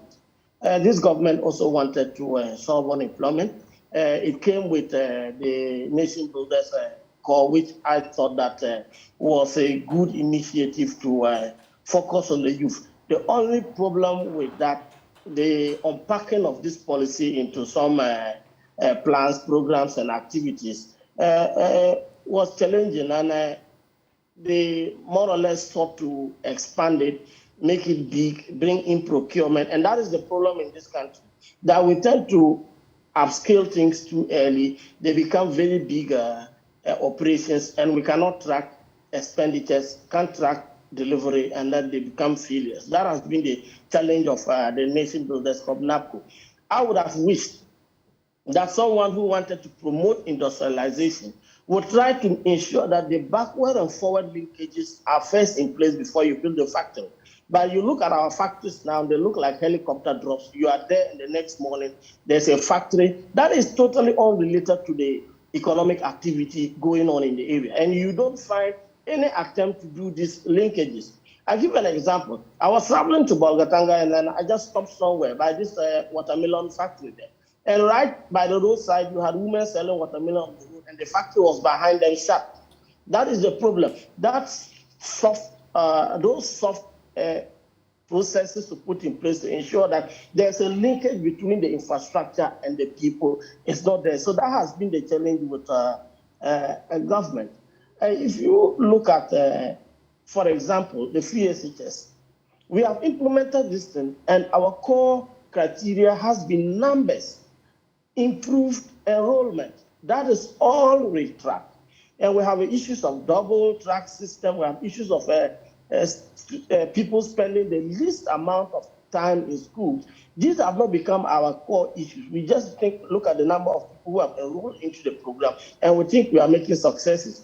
I remember before President Akufo-Addo got elected, he made one important statement that I was so excited about. He said it was a campaign platform that former President Kufuor had introduced the model school system, and he was going to add free SHS to it. I said, yes, this was the best way to go. That imagine that we have 10 model schools in each region, and in these model schools, free SHS. That would have been something that will continue producing students and graduates who are benefiting from frontline education, cutting-edge education that is consistent with the challenges we are facing. Right. Because one of the challenges you need to understand, we all tend to drum this issue of brilliant students. So we think that anybody at all who is able to move from primary 1 to primary 2 or from primary school to JSS is a brilliant student, and that is not the case. I would have wished that we have some selection criteria that also required people to prove that they are brilliant. So the parents invested in making their students brilliant in order for them to benefit from CSHS. This attempt to implement it whole scale has brought a lot of challenges. And whilst we are achieving numbers in enrollment, we are increasingly seeing a significant deterioration in the quality. Doc, tell me briefly, in terms of free SHS, are you for a revisiting of the policy in terms of some tweaking? We all accept it's a good policy, but in terms of maybe bringing on board parents who can afford to pay, streamlining it like the Kenyans did in 2008, where for day students, about 23% was paid. And for boarders, the government only subsidized by just a bit. What is your thinking on that, quickly on that? Yes, I'm for a review, definitely, because as it is now, we are not adequately preparing our children and our wards for the challenges that will confront them in their time. If we are talking about globalization, then think about it 20 years from now. It may be difficult for our wards to compete anywhere, to get enrollment into schools and other things, just because we have failed to get it right at the secondary school level. So yes, I am for review. The burden on government to continue to deliver quality and also quantity must be balanced so that the parents are brought in to pay for some aspects of this education, and government focuses on quality. Okay. I've said time without number that what we are doing is more or less like an apartheid system, where you attend the best school for free and the worst schools also for free. I don't think that that is a balanced education. We ought to ensure that we are working to bring uniformity in our education system so that it doesn't matter where somebody schools, if the fellow is certain that is getting the best of education and who achieve some level of human capital development that will enable them work wherever they want. So I'm going to say that, yes, we ought to review it, and we have to look in ways to make sure that government's resources are going towards quality improvement and also targeting where it is necessary to provide free SHS. I don't think it should be hook, line, sinker. People must qualify for free SHS. That is what. Let me just point in one thing. You see, we have high numbers, but people walk around, they have enrolled in schools, but they don't go to school simply because it is free. So these abuses are in the system, and we need to work towards streamlining. My final point to you, I wanted to move on, but since you are the economist on the panel, when you look at our budget for 2023 and you compare that to the fiscal years for 2022 and 2021, now looking at our total revenue and grants, we're looking at something between just around 144 billion Ghana cedis, but the total expenditure, 205.4. The question is, we'll have a deficit of some 61.4 billion Ghana cedis, especially as we're going to the IMF and looking at where we find ourselves. The question has been asked, how do we make up for the deficit? I've heard an economist say that, Dr. Sarkodie, I think, say that we've not necessarily been shut out of the Eurobond market. What is the reality you see? Very briefly on that, so we move on to the other guests as well. Oh, we have been shut out. There's no way you can tell this. We have been shut out of the capital markets. I think that it was even too late. The rating agencies were far behind the debt sustainability curve as far as Ghana is concerned. So when we hit the 77% debt to GDP ratio, I expected that the serious downgrading should have started there. And if we were shut out early enough, I'm sure we would have taken measures to correct our situation. I also have to say that we ought to push for a debt cancellation. There is no way... But we are there already, aren't we? We're there already. Yes, we are pushing for debt treatment, and we are not trying to drive home the message that we cannot achieve debt sustainability without debt forgiveness. Because we are looking at a nation that owes almost 47.7 billion or so, 0.44 be thereabout. So 52% of it is about foreign debt. If we don't have debt forgiveness, take for example, 10 years from now, we are going to have a 7.4 or so billion euro bond maturing. Can you imagine Ghana at any point in time paying this? So even if we do debt treatment now, we are just postponing the woes for another day. So we need to push that even the portions of our debts that are held by multinational institutions and institutional lenders must be suspended for a considerably long time or cancelled altogether. It's only in that case that we may be returned to the capital markets. Because if we demonstrate enough commitment that we are not pursuing restructuring as far as loans from the Eurobond markets are concerned and for those of individual bond holders, the confidence will be there, people want to lend back to us. But once we restructure these things, we are going to have problems going back into the capital markets. Right. So if I were in government, I would push for debt cancellation from the institutional lenders, and then try to restructure the Eurobond debts and also the individual bond holders in a very mutual and engaging manner so that the confidence returns into the economy. I am done criticizing because I think that we all know why we are here. We had a government that believed that borrowing was economic governance. So we have said that over and over and over again. That's why today I've avoided rehashing some of the negative policies and bad government approaches that we have had. We have to be looking at how we come out of this. Because I was telling somebody yesterday that yes, you can have your pound of flesh, but if we don't act in 2-3 months' time, you may not get your salary. Government may not be able to pay salaries. And those are the realities. We have to go beyond that. If you look at the numbers, it scares you. And if you don't look at the numbers and you think this is an opportunity to tell government that it's mismanaged this economy, the price we have to pay is that we collapse the economy. This debt treatment, whatever we have to do, we have to support it. I was making some suggestion that bondholders, individual bondholders, is going to bring some problems. We are already seeing it. We ought to have given organized labor something so that they agree to include their tier 1, tier 2 pensions. Right. I did indicate that why don't we, for example, offer them some extension of their retirement dates so that those retiring 10 years from now, they are the ones that are going to be hit most.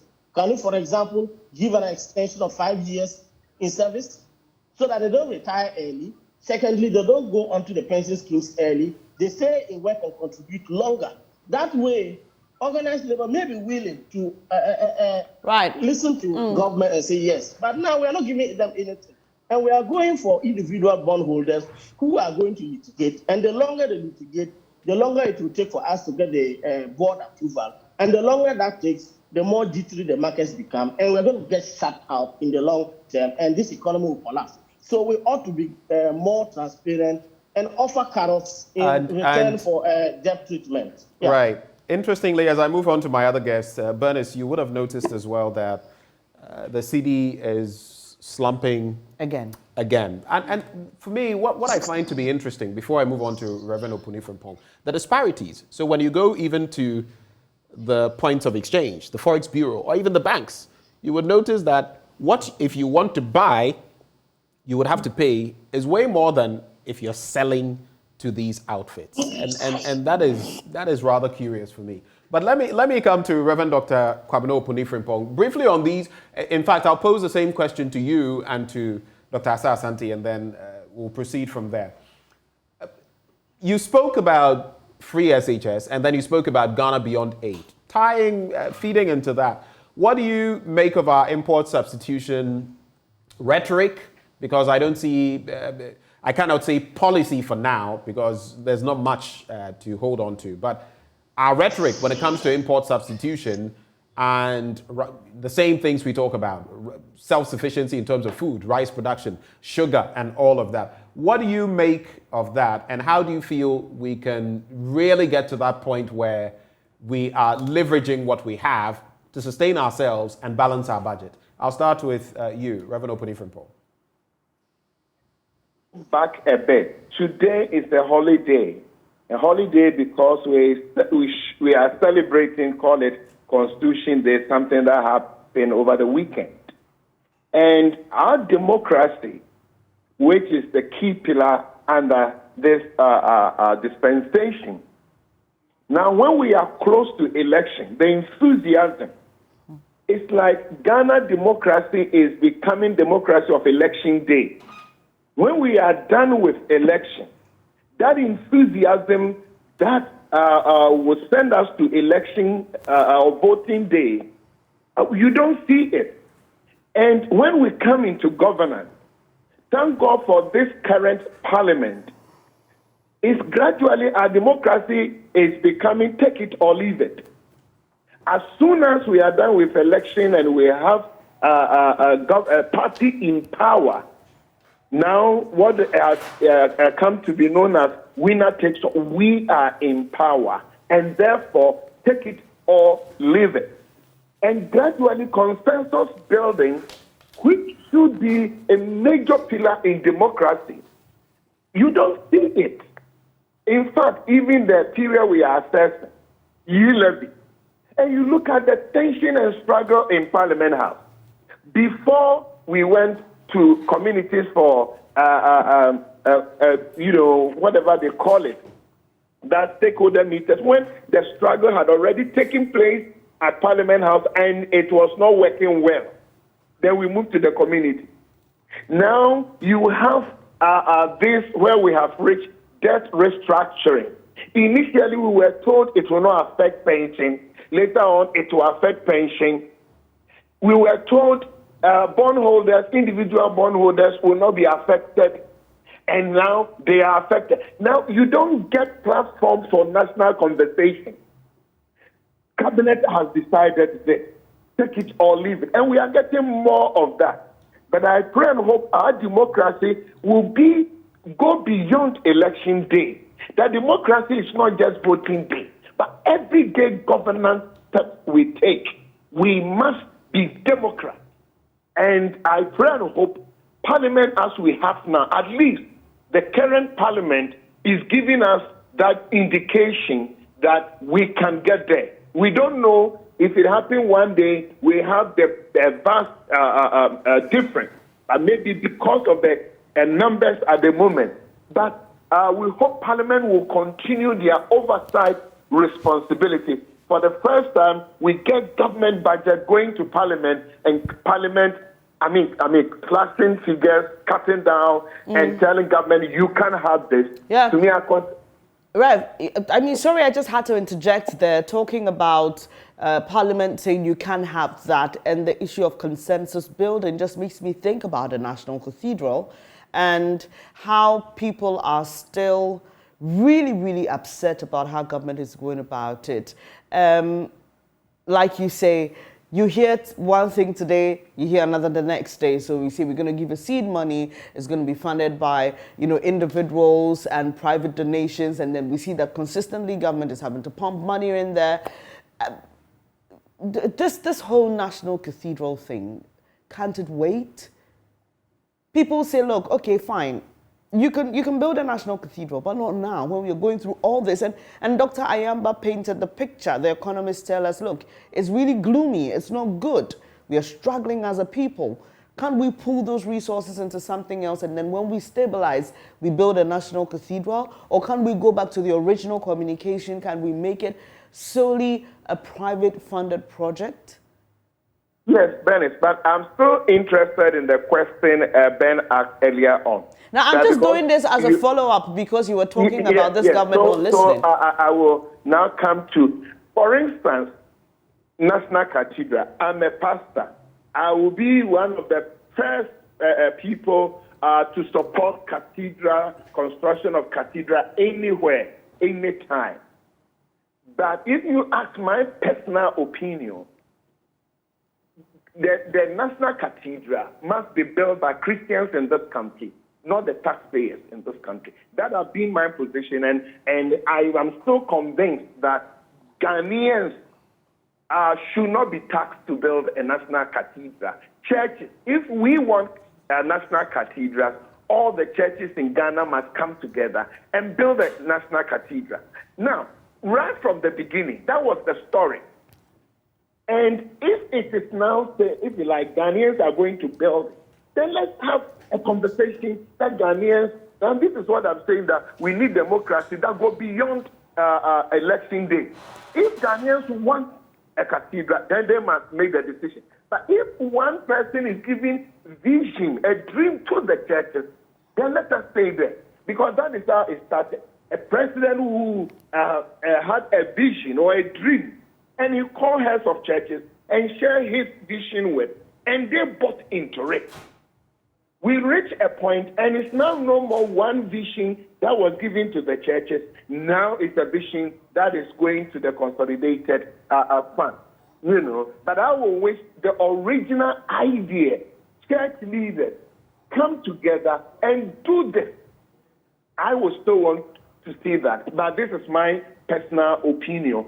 I want the National Cathedral to be built. I support it. I will continue to support it, but it should be a responsibility of the churches in Ghana and not ordinary kayayes and kayayos selling on the street, taking money from them to build a national cathedral. But I don't know if I can move on.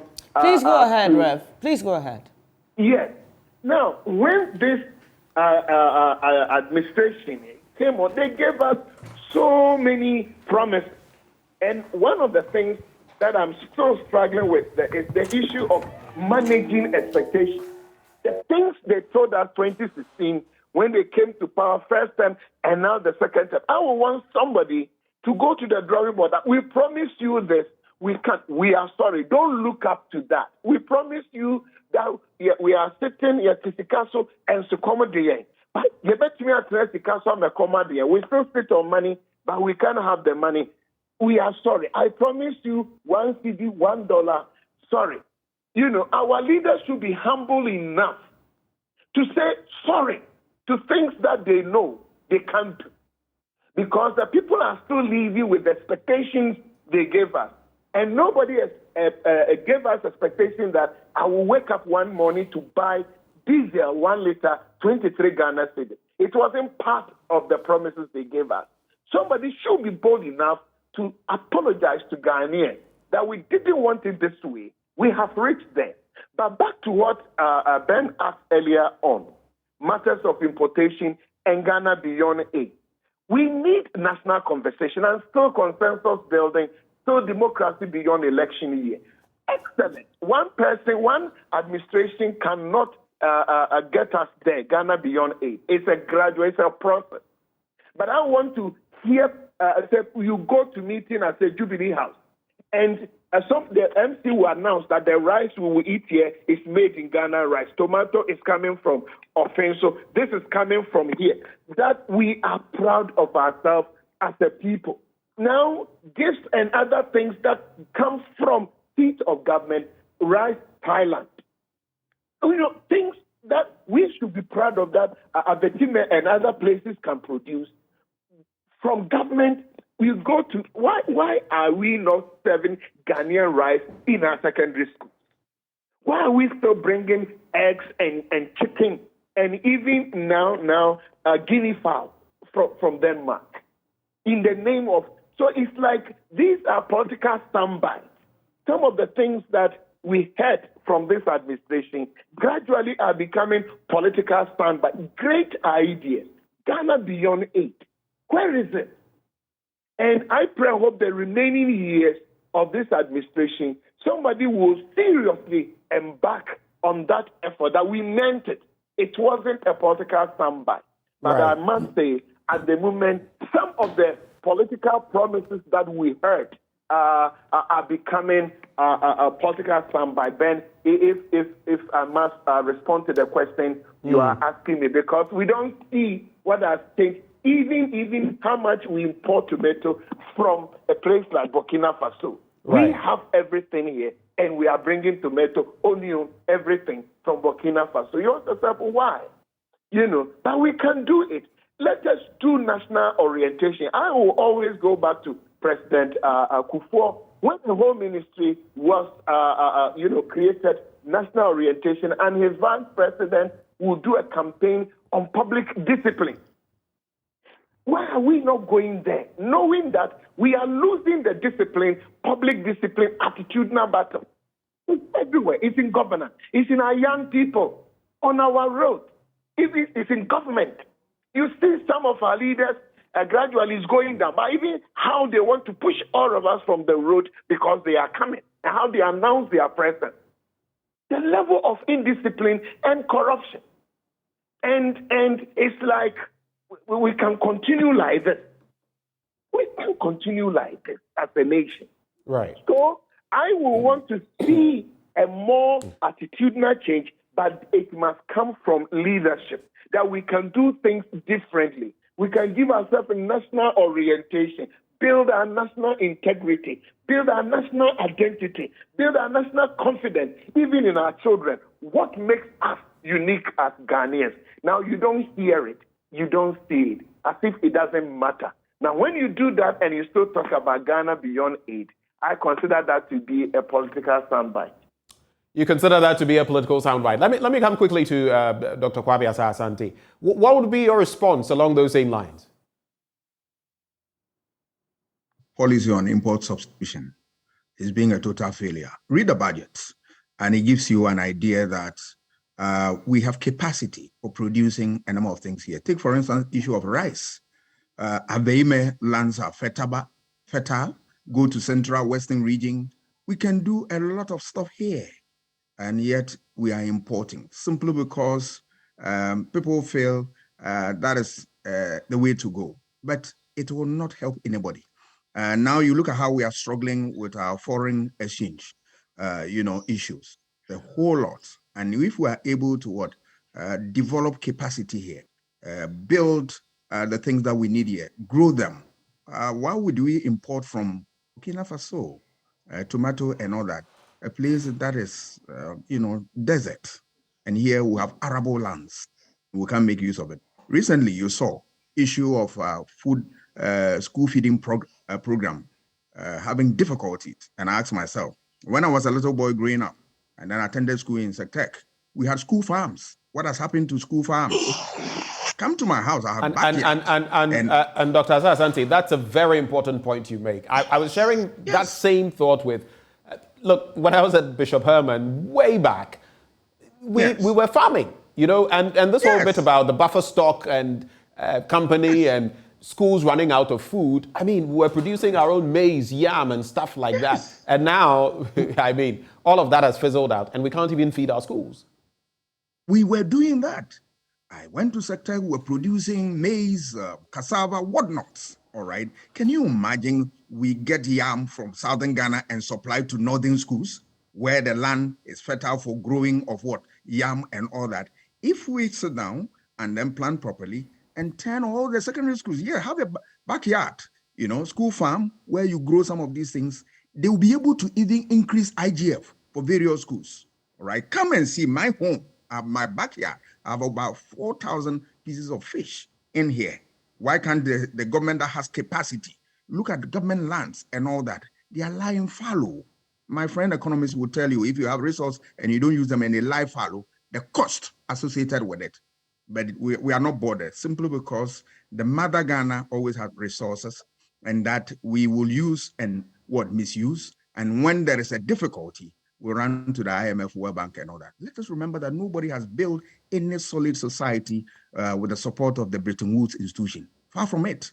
Once we get that orientation, which the Reverend has articulated clearly, we get that orientation right, we will build capacity here and develop something that we call our own. Two, the issue of the economic challenges that you find yourself. Our friend from the economics department will tell you that they have something they call the political business cycle. That any time that we go for election, we are ready to throw out money, destroy all economic theories and all that, and then we get power and only come to struggle to build the society. When we get power also, then you see government effort to bring inflation down, do this, do that. But the same government that goes to election want to destroy the economy and then have power. That is a cycle that if we are not ready to break it, I am afraid we'll continue to what? Talk about this issue till thy kingdom come. So there is an aspect, which is what? Discipline. We are going to the IMF World Bank for resource and all that. IMF, they bring only two things: discipline, and then they ensure that you stick to the discipline, all right? Then they bring you what? Resources. So why can't we be disciplined? If we are disciplined, the money that slipped through our hands, through corruption, through waste and all that, we'll be able to what? Put them together and do something meaningful for ourselves. That we lose $3 billion to corruption. And yet, look at IMF saying that they are giving us $3 billion. Corruption alone, when we manage it well, we'll be able to cater for that. Issue of waste, so much that you read from the Auditor General's report, a lot. There are a lot of what? Industries here we have abandoned. I was a reporter in Parliament, and I saw Parliament, doing a lot of legislation so that they will encourage production of what? Cashew, which they found land in Brunei halfway and all that, fertile for that. What has happened to this? All right. We have a lot of lands that can be used for various programs and policies that will support. Look at the large army of unemployed youth. If we are able to what? Make agriculture our main program, I tell you, it can employ a lot. There are people in fishing, there are people in crop production, there are people in animal husbandry and all that. I tell you, we will not struggle. But it seems as if that we are bereft of ideas. Yet we are surrounded by people with knowledge. And look at economic departments in Ghana. Look at economic scholars, financial scholars. Where are they? Have you made use of them? That we are struggling. Ali Mazuri, may he rest in peace, told us that we are rich and yet poor. And that is exactly what we are seeing here. We have a lot of human resource. There are some Ghanaians who are even out there helping other countries to get out of the economic doldrums, but yet we don't want to make use of them. In fact, we are told that the Nigerians, the rice revolution, if you want to call it that, the person behind it, Bernice, is Ghanaian. And we're struggling with there are a lot of them. Rice production in Ghana. There are a lot of them. I can talk about, what has happened to Bache Jakwenko, people who turn a lot of things around in New York. What had happened to people like Dr. Kunedu Apreku, in the 80s and 90s. They were the shining example of economic ideas and all that. Mr. Kwampienima and all that. My goodness. And then my main problem also is that what has happened to the Ghana's economic development plan that we have? We have spent resources to develop and build. Are we making the better use of it? Or is it a document lying on the shelves? There are a lot of ideas in there that will deal with our problems. Doc, let's look forward. Let's look forward to the year. And I remember when we were reviewing 2022, looking forward to 2023, I asked you a question about how you expected the political climate to turn out, because we know it's a very critical year. The two major parties are likely to choose their flag bearers or give us indications on who is going to lead the party into the 2024 elections. We've already seen that started playing out in the governing party. But the government also has a big hurdle to cross, which is to secure an IMF deal. Is very critical. Dr. Ayamba has already told us what it will look like if we're not able to do so in the nearest possible time. Government is hoping to do so in the first quarter of this year. Banks are trying to get individual bondholders to sign on to the program. It doesn't really appear like a firmed up thing for government. So looking forward to this year on the political and economic front, what are your expectations? How do you think government can change the story? One, from the economic perspective, what I expect government to do is that to be moderate about its expenditure. Expenditure has been a big problem for us. We have not been able to handle it well. We need to do that now. We don't need to wait for IMF, because once we are able to handle expenditure very well, we'll reduce some of the problems that we have. Two, issue of waste. We need to be conscious about it and manage it well. Look at number of vehicles that we have, cross-country vehicle, fuel allocation and its use and abuse and all that. We need to be worried about this and deal with it head on. Issue of what? Import. We need to get to our budget, look at where we have capacity. Let's build into that. And then we produce the ones that we can comfortably do them here. The ones that we need to import, why not? But we should be mindful that we move towards what? Reducing imports and then producing the best from our resources here. Come to look at the issue of what? The labor front. There have been chaos. And I don't, it appears to me that there's no solution in sight. And you can never talk about productivity when the labor front is what? Chaotic. And I want government to be able to listen to stakeholders, let them participate in decisions so that they can own and then drive these policies to fruition. I expect that. Come to look at the issue of politics. Let us remember that all that we are doing, if you don't get the political climate right, we cannot achieve anything meaningful. Take it or leave it, this democracy has come to stay.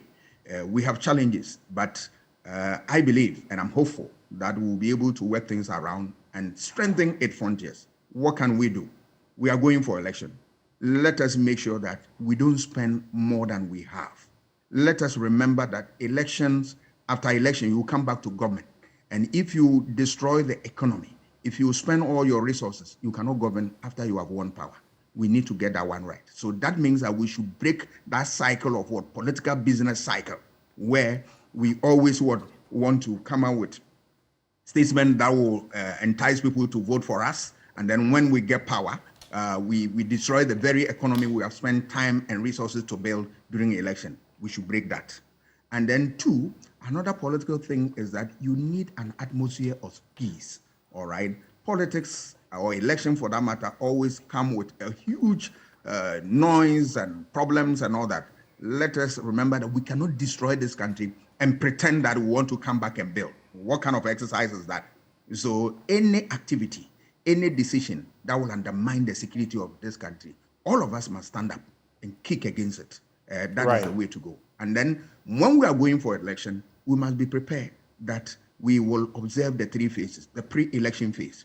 What are the things that we need to do right? Let us go through the processes. If you talk about registration and all that, we do it orderly and all that. If we have difficulties, I always want us to use the institutions. They are built to deal with our problems. Once the institutions are down, I'm afraid we won't achieve what we want to achieve. On the day of election, all right, it is not going for election, it's not do or die affair. You are going to express yourself and make a choice for the leadership of the country. There's no need to fight and all that. There shouldn't be any preparation whatsoever to, as it were, to affect the security of the country because you want power. No. Any of such, efforts that is brought to the fore, we as citizens must rise up to that occasion and challenge it and throw it away. So that we can have a peaceful. And then the last aspect is that after elections, let us remember that we need Ghana intact. So if there are difficulties, we are not going to urge people to jump onto the streets, to burn ties, to destroy the society and all that. The only way to address your concerns after election is to go to court. And for me, the court is the forum for disagreements and for conflict. To wrap the conversation, gentlemen, I'll give you a minute each to react to this. I've been thinking about it. I don't know what your thinking is. But since we've spoken governance and other matters, I'd like to find out from you, to what extent has our brand of democracy, and please note, our brand of democracy, not democracy generally, our brand of democracy served Ghana's developmental purposes? On a scale of 1 to 10, how do you assess it? We've had this fourth Republican experiment. How well has it served us in respect of our brand of democracy? I'll start with you, Dr. Ayamga. A minute each. Doc, you would have to unmute. Okay, thank you. I'll rate it average. I put it at 5, 1 to 10. You see, what we have done well is elect government, but our government has been based on patronage, blackmail.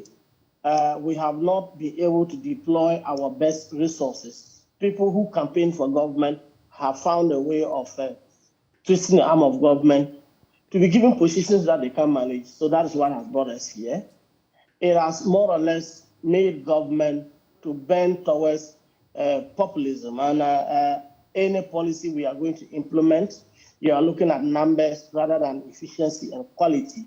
So you can have party foot soldiers go lock down government institutions, prevent government machinery from functioning, interfere with the procurement processes, more or less bring the country to a halt because of our brand of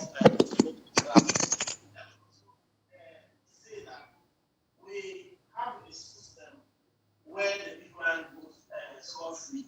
Once you get political office, you have political connections. So we appear to be losing. About the vice president's time for digitization. If you can hear me, Dr. Ayamga. I think that if we block the back doors that allow people to agree with not paying their fair share of tax, not going through due diligence and due processes, and we have no way of catching them. And we will be a different country. But largely, I think that our politics has been that of unity or serve my interest rather than that of the nation. And we have no way of checking it. So our democracy has brought peace. We select government. It's a democracy of elections and not of governance. When it gets to governance, we have not been able to deliver for the people. It's a big word, if you ask. Okay. Dr. Ayamga, thank you very much. Let me now move on to Reverend Opunifrimpong. Your final take on that matter, democracy? Hello, Rev. Well, I don't know whether we don't have a situation with... Do you hear me? I hear you. Okay, I can hear you now. Please go ahead. Yes. Let me put it this way. Every political party has made contribution to Ghana's development. Every political party.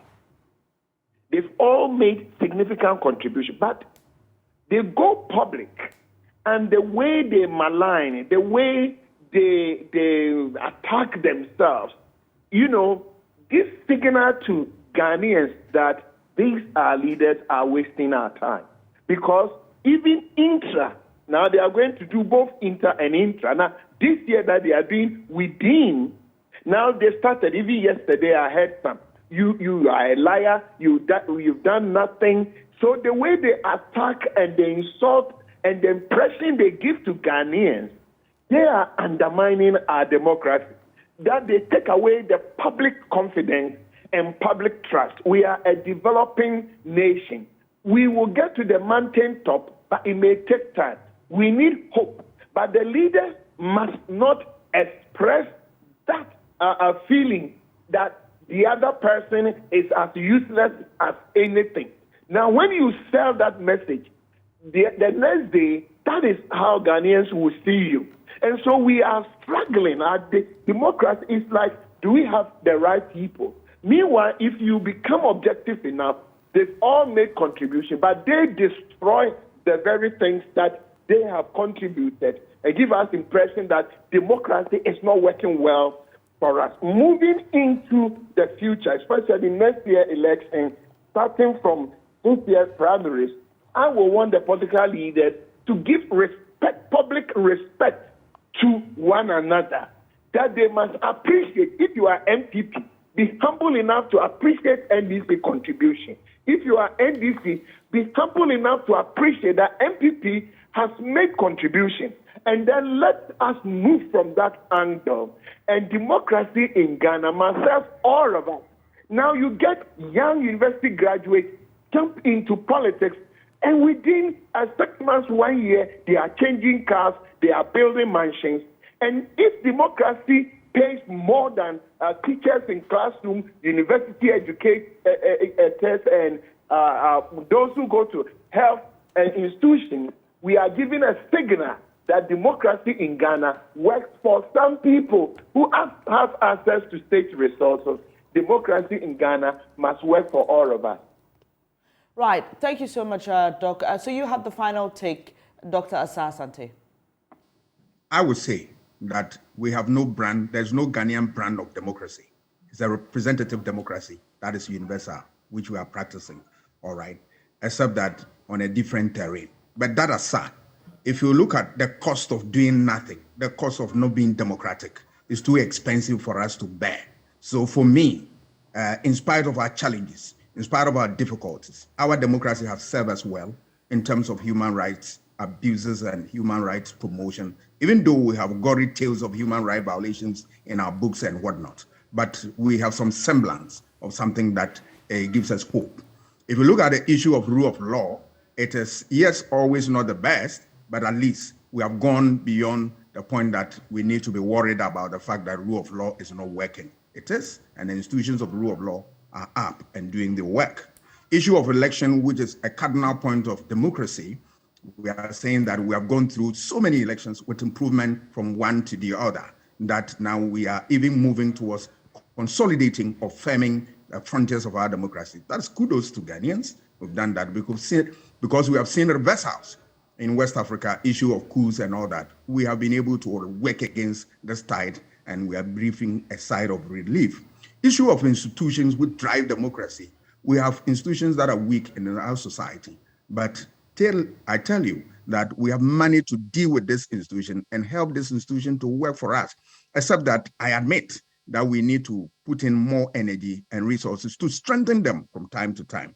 We have seen issue of political participation at the highest level, that people now take interest in the political affairs of their country. They are not sitting down for people to tell them things and then dictate to them. They are part and parcel of the political process. And where they feel they need their voices to be heard, they make them clear. This is a manifestation of the fact that our democracy is working. I admit that there are challenges. Challenges such as hypocrisy on the part of the Ghanaian society. Not everybody, but you realize that something that we need to tell the political actors in the face. We shy away based on party tradition, based on interests, personal interests, and all that. We have sometimes also been timid with regard to the way we handle people who hold political office. We let them think that they are the laws of the land. I tell you, any political office holder is just a bed of passage. With time, you fizzle out, and then we as a society must stand up and then build a very solid society that we are able to call a spade a spade. Issue of transparency has also sometimes eluded the political actors, that they are doing public business as if they are doing their personal business, and that they don't want to let us have access to what they do. So they operate in darkness, and that we don't know what is public life or what is not. We have seen issue of accountability in difficulty. Sometimes holders of political power, we want them to account for the stewardship of their office, and you will see them they are found wanting. When you demand that, they call you names and all that. We have seen expression of that in our constitution, the preamble, that government and the people will be answerable to the people. So all in all, when I put them together, I believe that in spite of the difficulties and all that, democracy, I will give it 70%, but there's more room for improvement. Thank you very much for your time, Dr. Kwame Asah-Asante is a political scientist at the University of Ghana. Also, this morning we've been speaking to Dr. Michael Ayamgai, development economist and director of the West Africa Center for Sustainable Rural Transformation at the University for Development Studies, and Reverend Dr. Kwabena Opunni-Frimpong, executive director, Alliance for Christian Advocacy Ghana, also a former general secretary of the Christian Council of Ghana. Benjamin, quite an interesting conversation. And I just smiled when Dr. Asah-Asante said, we don't have our brand of democracy, but that's a conversation for another day. A broader conversation for another day. Because I mean, you would want to look into the fine details of our kind of democracy, but we get it, Doc. Maybe we would couch a conversation for another day. But thank you so much for joining us. But Welcome back on the AM show. Well, today, right after that conversation, we talk about fires, and statistics from the Ghana National Fire Service show 624 fire incidents were recorded in just December of 2022. This year, though young, more than 5 fire incidents have actually occurred. Today, we'll discuss how the Ghana National Fire Service is working to halt this trend and what you as viewers can do to stem the tide of same. Joining us, ADO2 Alex King Nate. He is Assistant Divisional Officer with the Ghana National Fire Service PR headquarters. And that conversation up next. Today, we just don't want to talk about fires, but we want to help you deal with it as effectively as you can when you encounter one. So whether you encounter a fire in your house or you chance on a vehicle that's burning and you have to help somebody out, you know exactly what to do. And I've been joined by ADO2 Alex King Nate. You may have seen him on social media.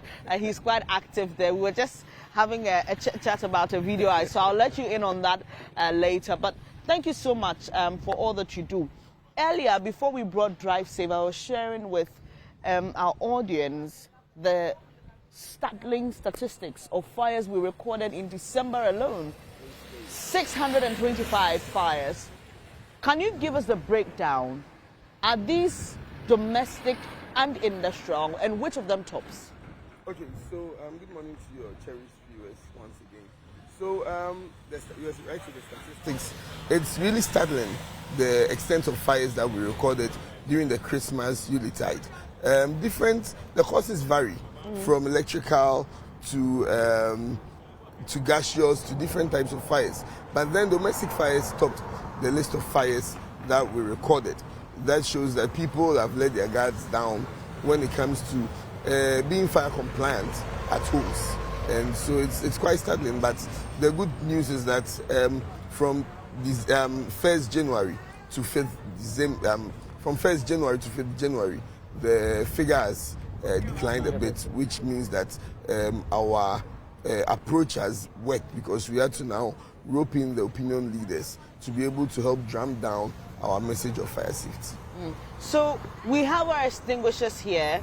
ADO2 will be explaining to us the types of extinguishers we have and what they can be used for, and then he'll do a little demonstration. But before that, you know, people have concerns about generally the approach to dealing with fires in this country, the attitude towards fire compliance, like you said. But there are those who are also concerned about the speed of the fire service, because you know, fire ravages. Fire is boisterous. It's I don't even know the adjective to use, because if you've seen an inferno before, within seconds, especially depending on the kind of material, the building or the structure or whatever it is, the vehicle is made of, within seconds, you know, the fire just ravages and destroys it all. Why is the fire service not able to attend to some of our calls on time? We always hear about the water problem, but is there something we need to know? What exactly is it? Okay, so I like how inclined you are with fire. You know, before we came on, we were talking about, and I like your depth of understanding with fires. So as a service, we don't take pride in coming to see people's homes burnt. You know, personally, I've been to fires and I've seen people cry after losing their things, and as professional as I have to be, I try not to cry or not to feel too sad, because the work has to go on. What they need to understand is that as much as possible, the fire service receives a lot of calls every day. The unfortunate thing is that we receive a lot of prank calls. Just up to the middle of last year, we had received well over 2 million prank calls. Wait. 2 million prank calls. That's at the middle of last year. But why would you do that? You see, and that's where being each other's keeper comes in. People, especially kids or even depressed people, when they are home, they just pick up the phone and then they make fun of the fire service. People have the most flimsiest of calls when some can call us that their wives somewhere is on fire. So outrageous. You see, and our emergency lines are just like your phones. When you're on the line with someone, until the person gets off the line, you can't pick someone's call. Right. And when you are pranking, there might be someone who has a legitimate concern, a legitimate emergency that needs our attention. But then you're on the line pranking us and wasting valuable resources. Some can even prank that there's a fire somewhere. Our appliance will move to where there's no fire, and there might be a fire around that area itself.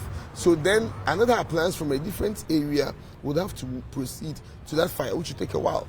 Unfortunately, our fire stations are not enough. I have to concede.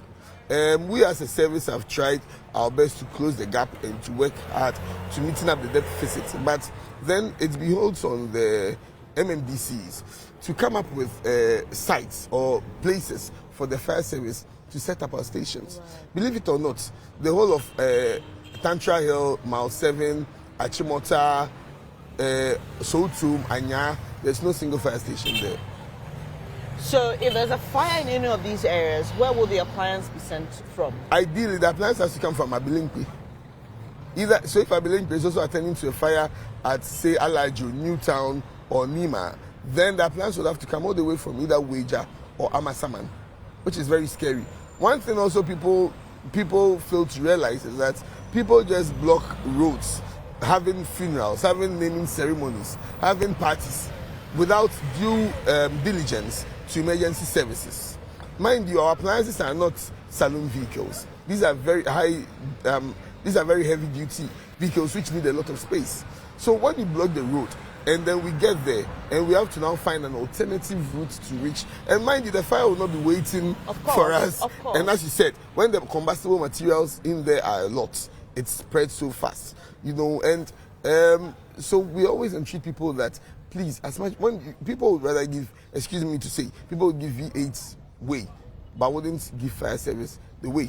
We've had situations where people refused to give fire service way, and then it ended up being their homes that was burning. Yes, we had such a situation. So we don't take pride in coming late. Yeah. And the age-old they don't misconception that have we don't have water. They that came is in, totally, they don't have water. It's totally flawed. You see, we don't fight every fire with water. There are some fires that when you try fighting with water, you'd kill yourself and you'd kill people around you. Mind you, water is a good conductor of electricity. So when there's a fire, probably on any of these electric poles, and we get here, we'll do our assessments. When we do the assessments and realize it's an electrical fire, we'll have to call on ECG to cut power supply to the area before we're able to fight the fire with water. You see, so when we get there and then we are probably waiting for ECG to put off power supply, mind you, when people see fire, by impulse, or even their meters at home, by impulse, they just pick up a bucket of water, pour it on the fire, they'll kill themselves. Or maybe someone's home is burning. Yes, we know that the Ghanaians are each other's keeper. People like to help, but please be mindful how you help. Right. Because when there's fire and you don't know the contents in the person's room, you end up killing yourself because the person might have a cylinder in there. And so once the cylinder is hot, it will explode. And in going to help someone, you end up killing yourself. So when our men get to a fire scene, even though we are trying our best to close down the gap, so this year we'll be coming up with a rapid intervention vehicle. That's a much smaller vehicle that can be able to quickly attend to incidents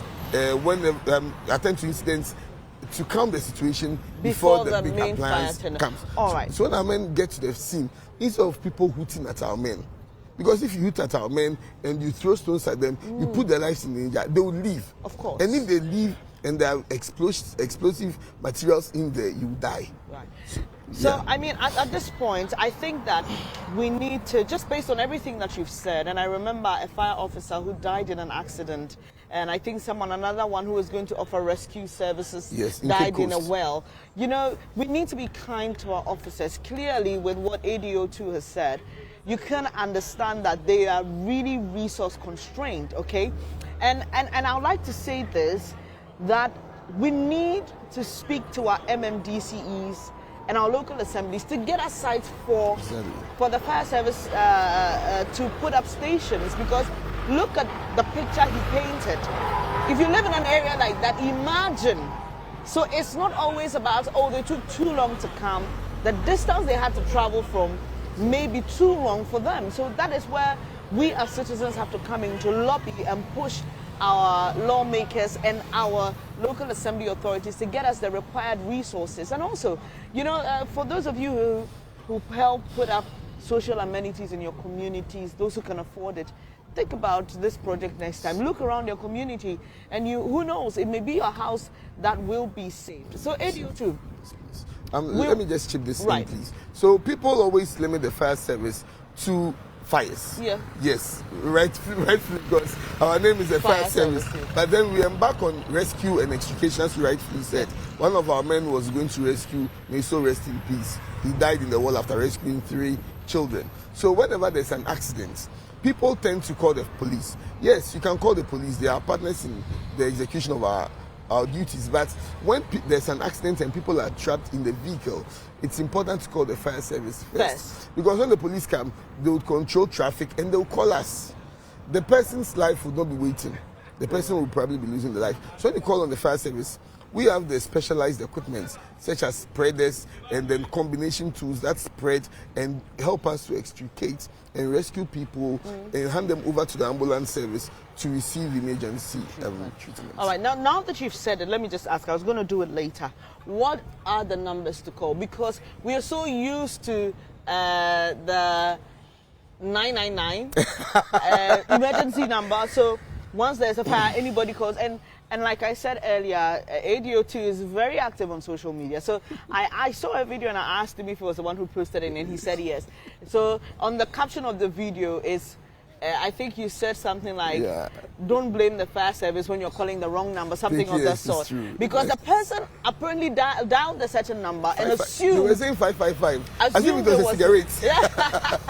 And assumed it was the fire service. So please, what are the numbers to call when we need attention to deal with the fire and also help in rescuing people who are trapped? Okay, so our numbers, that's our dedicated short code numbers, 112 and 192.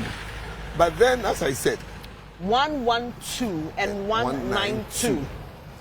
But then, as I said, due to the issue of pranks, we have other dedicated numbers that when you're calling, and I wish your phone was here so that I won't call my phone for you to say I'm probably, because they're expecting my call. We could have probably tried the number. I will give out a number. We'll try the number, and I can assure you that I can guarantee you of prompt response and professional communication between our people. So one number that can be reached, our people can be reached on, is 0302 772 446. Please don't call them now. You may be blocking somebody's chance. Exactly. I know some of you will want to experiment to be sure if the number will go through, but you don't know if somebody needs real help. So just take the number down, keep it in a safe place, a place you can easily access when you need help. ADO2, please go over the number again. Okay, so 0302 772 446. I'll give one more number again, and that's 0291 702 094. These are even with me. And the unfortunate thing is that when people know that you're a fire officer and they see fire, instead of calling these numbers, they'll call you personally. Please don't call his personal line. He can't coordinate any help for you. Because then I won't be at the location to be able to give an exact location of the fire. So when I see any fire, I call these numbers. So these numbers are dedicated numbers that when you call, you are guaranteed of prompt response from the Ghana National Fire Service. All right. We'll be doing the demonstration shortly, but I'm just curious about this. These 2 million prank calls you talk about, now with digitization, SIM card registration, it is much more easier to trace people. Are you able to trace some of these people and punish them? So that's one of our resolutions this year to work. From last year, we were in touch with the national security to see how best we could coordinate to clamp down on some of these people. So this year, due to the SIM registration and all, it will help us narrow down and be able to make an example of people who make fun of us. Right. So we have 2 extinguishers here. Yes. There's the much taller one and the shorter one. Yes. This one has different contents from that one, right? Exactly. Okay, so just run us through. Okay, so we have different types of fire extinguishers, but then what we have here for now is the dry chemical powder and then the carbon dioxide or CO2. Okay.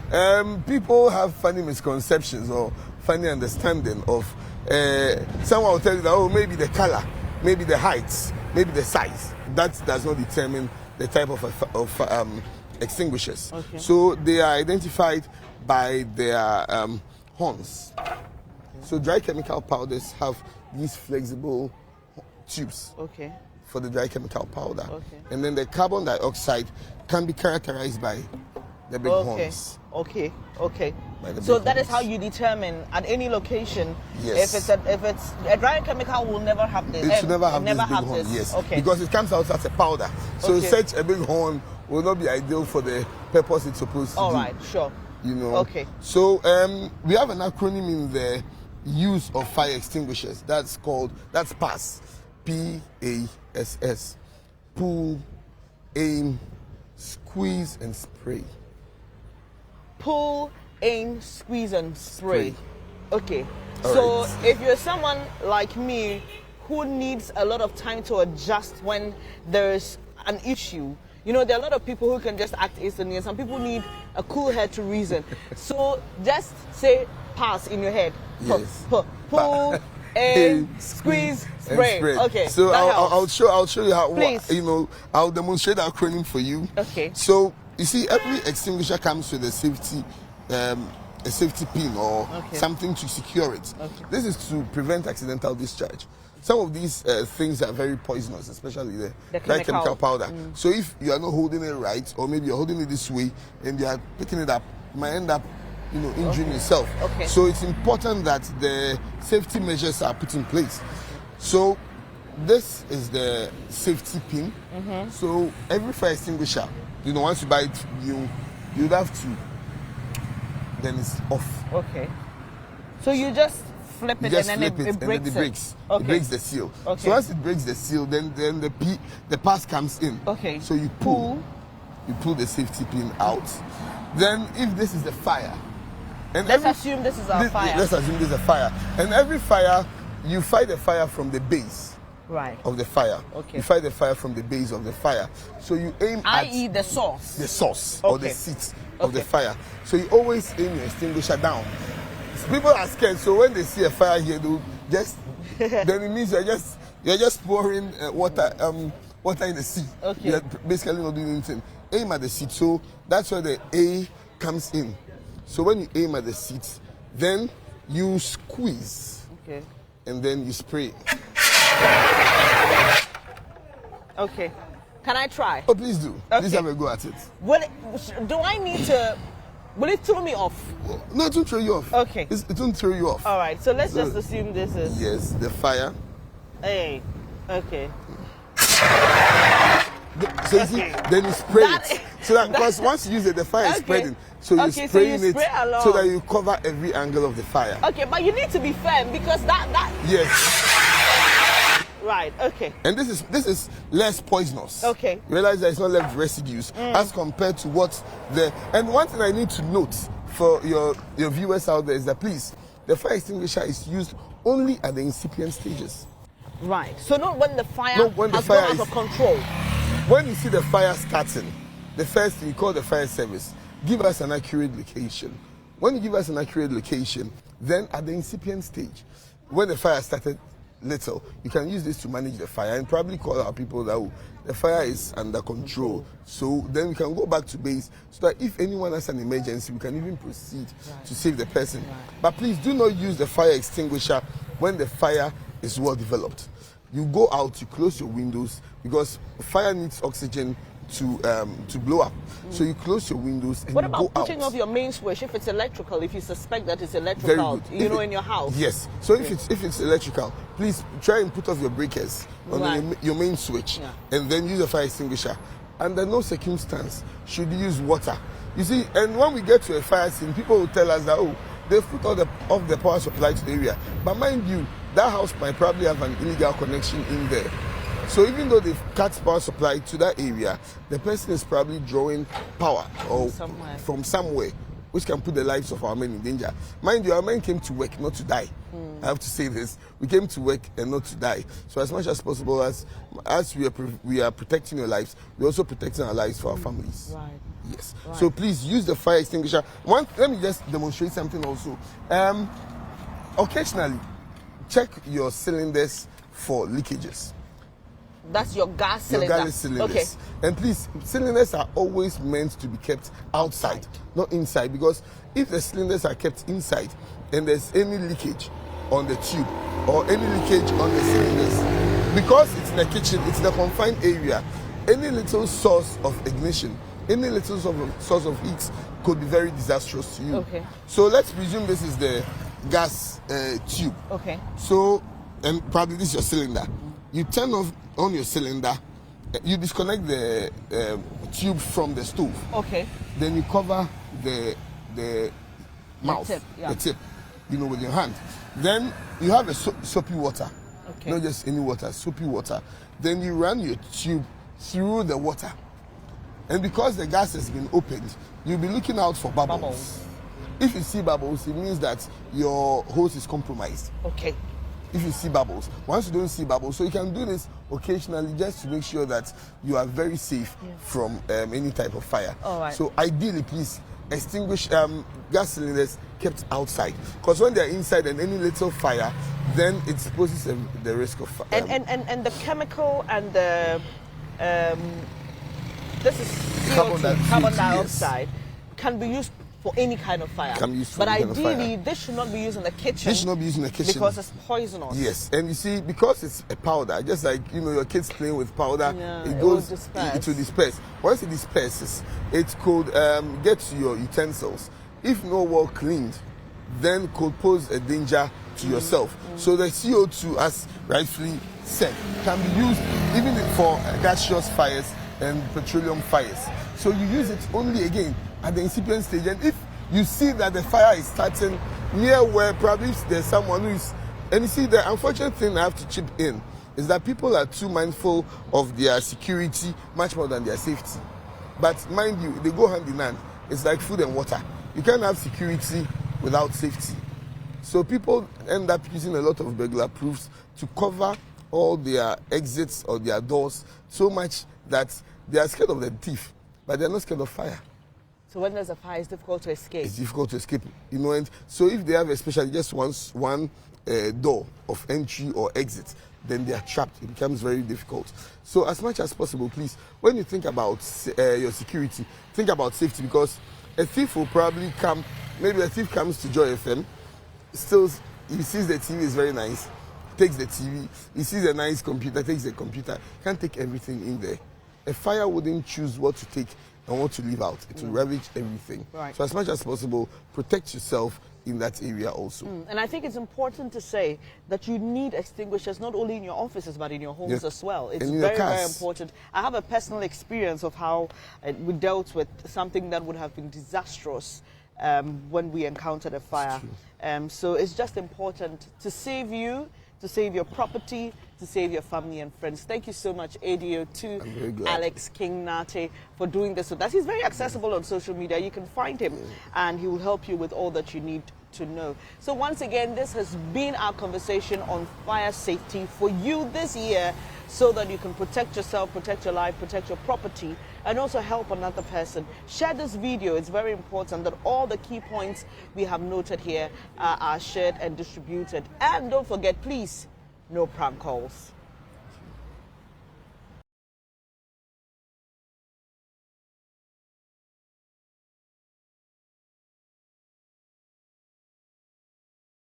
It's very simple to take it everywhere. You can use it to travel safe, but this in the glass, you cannot use the glass to travel. James, a trader at Adabaka, telling me his preference between plastic and glass bottles. He tells me plastic bottles are safe for him than glass bottles. The plastic is good. You see, the plastic, two people cannot use the plastic. Only one person can use the plastic and throw it away. But the glass, you use it, they take it back and go and fill it again. So it will give an infection to people, you understand. But the plastic, you can even throw it away. I like plastic because of the health issue attached to the plastic. The advice given to us on the radio, so it has gone into our mind that preferably plastic is better. If you handle plastic bottle, it can just fall down and then everything's scattered. But for plastic, you can take it back. But it is not everybody that shares this reasoning. Sam is a regular patron at the popular restaurant in the capital city, Accra. He says, with his knowledge of the negative health implications of plastic bottles, he prefers glass bottles. When it comes to the way we dispose of plastic waste, we don't separate it from the other waste materials. So recycling it becomes a problem, and you go through a lot of cycles to separate them, and cost-wise it's high. So comparing the two, I think bottle will do. Surprisingly, I came across more people who are alert to the health impacts of plastic bottles and are therefore choosing glass bottles. The main reason why I prefer the glass bottles is that whenever you buy, let's take it for instance, with soda, Coke, and mineral and other stuffs, where they are ready to take the breakable bottles from you. But when it comes to the plastic, when you buy Coke plastic, you take it along, and if there is no substitute for keeping it safe, you realize that they will put it in a gutter, they will put it on the floor, and it becomes dead.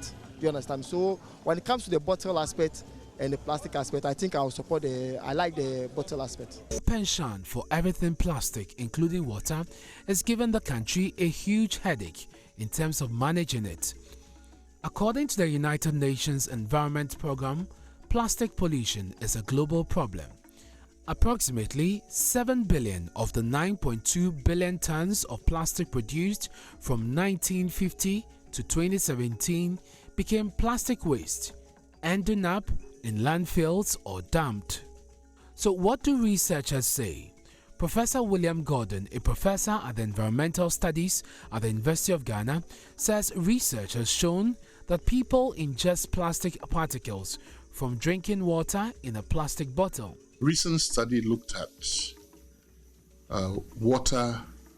bottled water in about 9 different countries.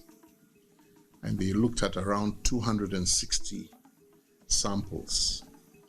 And they found that there was an average of about 325 pieces of microplastic per liter. So if you drink just one bottle of water, the 500 mils, that means in a year you will ingest about 50,000 particles. Those are some snippets from our latest Hotline documentary titled Plastic Garbage, a Crisis of Our Time. Well, Samuel Kojo Brace, my colleague who produced that piece, joins us now via Zoom. Kojo, a very good morning to you. I see you're enjoying the holiday from certain quarters, aren't you?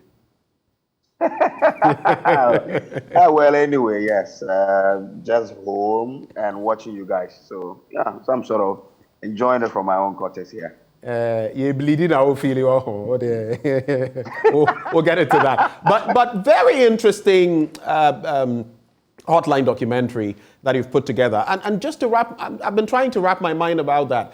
Between 1950 and 2017, and the 7 billion or so tons of plastic waste that have ended up, plastic products that have ended up as waste. What really went into selecting this as an area for a documentary?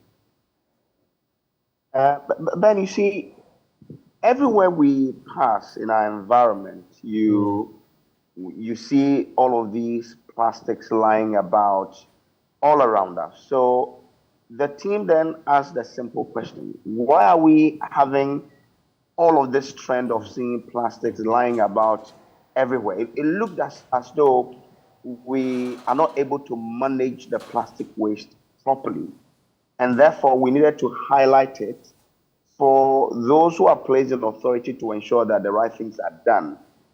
Will have their mind averted to the fact that it is time they do something, or the nation will risk, spending billions of cedis on managing waste, but we'll just be throwing the money away without achieving the objective.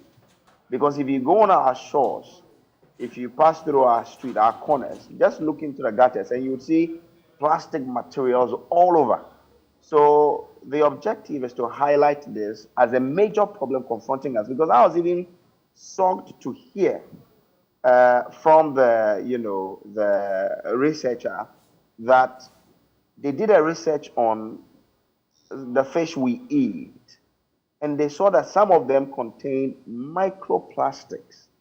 So in effect, what you and I are eating and enjoying them without thinking about any negative health impact, we are actually eating, we are consuming diseases if we want to extrapolate it.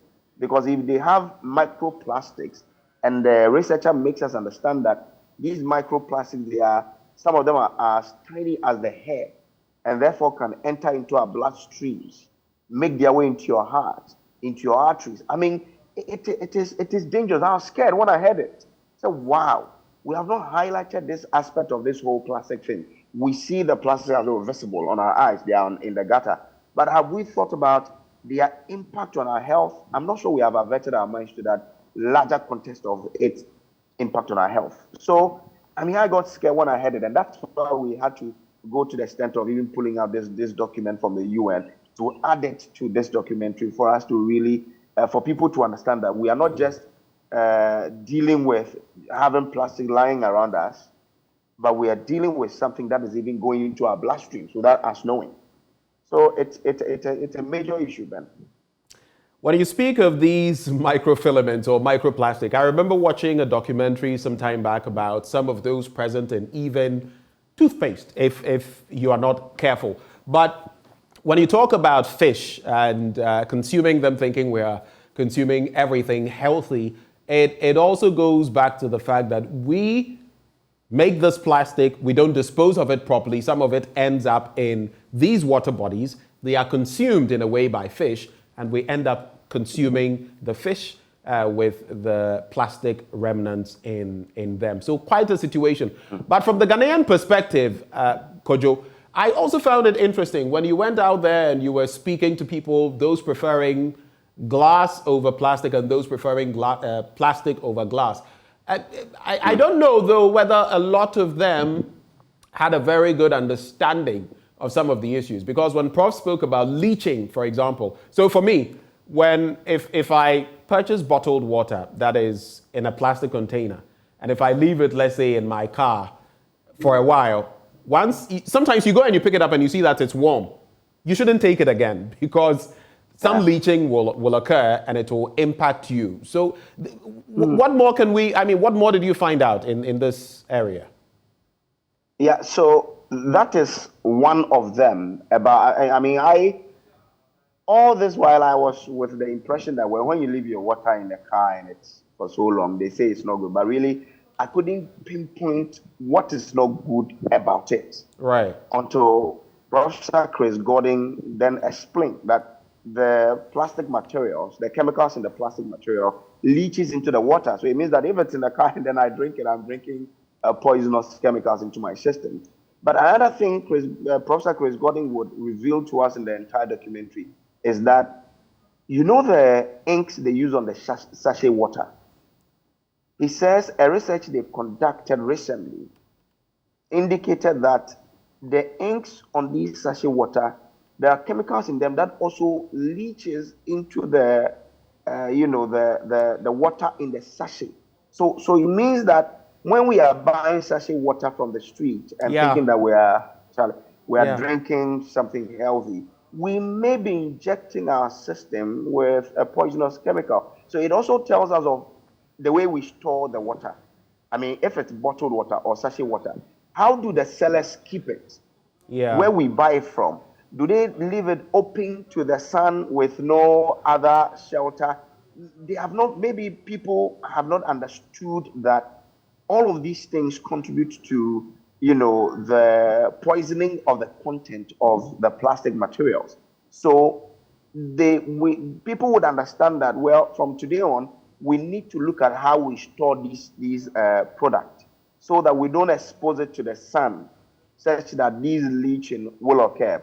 We would also find out, that even the flooding that we do see, and this is something that we know really, but it would add on to it that the flooding we witness in our communities, some of them are aggravated by the plastic materials which lie in the gutters in these areas. So there's a lot to learn from this documentary, and you know, people should look out for this.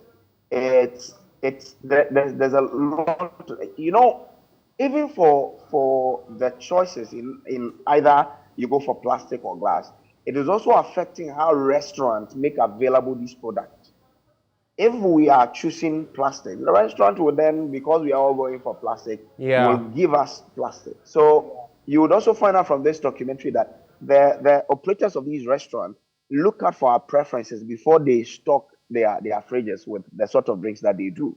The people we spoke to, some of them do have understanding of all of these, because there are some 3 guys I spoke to, and they really had, you know, understanding of the health implications of either you are going for a plastic or glass bottle. So not many people really appreciate that aspect. So I'm happy that we've put together this documentary. After today, many people will start to appreciate that, look, whatever choices I make, I need to consider the implications health-wise of those choices. So it's an interesting piece that people would have to take time and consume everything, because it built from your understanding of the plastic or glass bottle to, you know, what research has found out, to also what the restaurant operators are giving us and what they are looking at to get, and then what and Ben, I have to say this: when I went to the Kole, the show of the Kole area, you know, that was my first time of going there, and I was shocked. The sort of debris on the shore, it is huge. I couldn't believe it that, hey, could we have a show in Ghana with this dirt? Because from where I'm coming from, I mean, my hometown, Buzia in the Hunter West municipality, you would not find this dirt. You won't find it. It's not there. So when I found it on that show, I was like, wow. So I was asked, and I had a young guy, Henry, who opened up a lot of things to me. And he says, look, even if we clear this, give it some 5 hours, the same amount will come. And he was blaming the fact that we've been throwing rubbish into our gutters without thinking that these rubbish will still come by to bite us. So people should have time and watch this documentary. And if you've not been onto the Kole show, you would see this. You would see, you know, this is not like someone telling you. Visual impression of what we have on our shore. So if you've not been there before, the documentary will carry the show onto your homes, into your offices, wherever you may be, for you to realize that what you do in your small corner in, say, Medina, or say La Paz, or Circle, goes to the extent of coming back to harm you, because you don't know. You are consuming this fish with the microplastics in there, and so you are throwing back rubbish and consuming the rubbish back, or the plastic material back into your system. So garbage out. It's something that. This one will say garbage out, garbage out, garbage in. What you are throwing out there will come back to haunt you. Thank you so much, Kojo. But just give us very briefly, when should we expect this piece? Later tonight? At what time is it airing? It airs at 8:30 p.m. On the JoyNews channel. Thank you so much, Samuel Kojo Brace, for joining the conversation. And of course, that latest Hotline documentary titled Plastic Garbage, Crisis of Our Time. And that was produced by Samuel Kojo Brace. But right before we end the show, guess who's back? Bernice Abu-Baidoo Lanza. And we'll be getting the scoop on social media and what you've been sharing by way of your thoughts. Bernice? Yeah, definitely. And we'll be bringing you that quickly. But yeah, there you have it. It's our poll for today. Has President Akufo-Addo performed better in his second term? And this doesn't look good, Benjamin. So 88.7% of our respondents say no. So far, we've got about 20 hours left, but so far, just 11.3% say yes. And we've had some reactions. There were some 18 comments there. But definitely we'll like to see how this goes with 20 hours left. But I doubt, Benjamin, that the tables may turn. The gap So the votes are what, 1,245? Yes. I see We've them. had 1,245. And out of those votes, 88.7% say no, 11.3% say yes. And from the conversations we've been having, even up to ending 2022, coming up into 2023, a lot of people are expecting a lot from this government. Remember what our guest said when we spoke to them earlier on the show about what they look forward to. One of them spoke about expectations and how this government must try its best to meet the expectations that a lot of Ghanaians had, giving it the nod to lead our governance. So Benjamin, so just to break it yeah. down, Yeah. if you look at the numbers, 1,245, and if you consider that 11.3% have voted yes, that would mean 140.6 have actually voted yes, saying he has delivered on his mandate in this second term. That means that if you do the subtraction, that number minus 1,245, that would then mean that just about 1,000 plus people have also said that he has not fared so well in this second term. But like you said, some 20 hours left. We'll be waiting to see what people think about that matter, Bernice. I mean, I'm just curious to know what the comments are. If we click on the, I'm sure that we should be able to go through. Great. All right. So this one says, Nana Addo Bawumia administration didn't do anything to develop Ghana. All that they talk about in first term is what JM and his NDC did. Their ill-thought policies such as one district, one factory, one village, one dam, free SHS, PFJ, outrageous number of appointees, corruption, etc. have collapsed Ghana. But I remember sometime, just when we were wrapping up the year, we heard the Vice President say that this government is the one that has done most in this dispensation. Right. Yeah. So Manchester United Gaboy, is actually replying to us and saying, Alan ready now. You should expect to see some of these things. Obviously, we know what's happening within the party. Gobehima says, the intelligence department to the Jubilee House must be sacked and prosecuted for failing to deliver on its duty. This is not the work of the president alone. But why should we? Okay, so Gobehima is referring to that video of Meek Mill. You've seen that one. And, you know, people always find a way to throw in what they think. Benjamin, I know you're trying hard to avoid it. So on social media, what's happening now is that the people coming to the defense of government, saying that, look, this is something that happens every time. And so if you've seen that picture, you realize that the podium is different from what Meek Mill was standing behind. And they say that that is what guests who visit the presidency are allowed to use and not the president's actual podium. But the concern for many people is he did have access to many other places like the waiting room. Should he have been allowed such freedom? I'm told he's taken the post down, though. There are people who are also taking the video down. I don't know, what do you think, though, Benjamin? But let's leave it to our audience to decide. Man of God says he himself knows he has done nothing in terms of performance, and he refers to him as the worst president. And Benjilo is asking who voted yes. Interesting. So that will be all. Let's just take one last one from Alfred Dote, who says the president is a failure. So Benjamin, God willing, tomorrow we will be back to bring you more on what.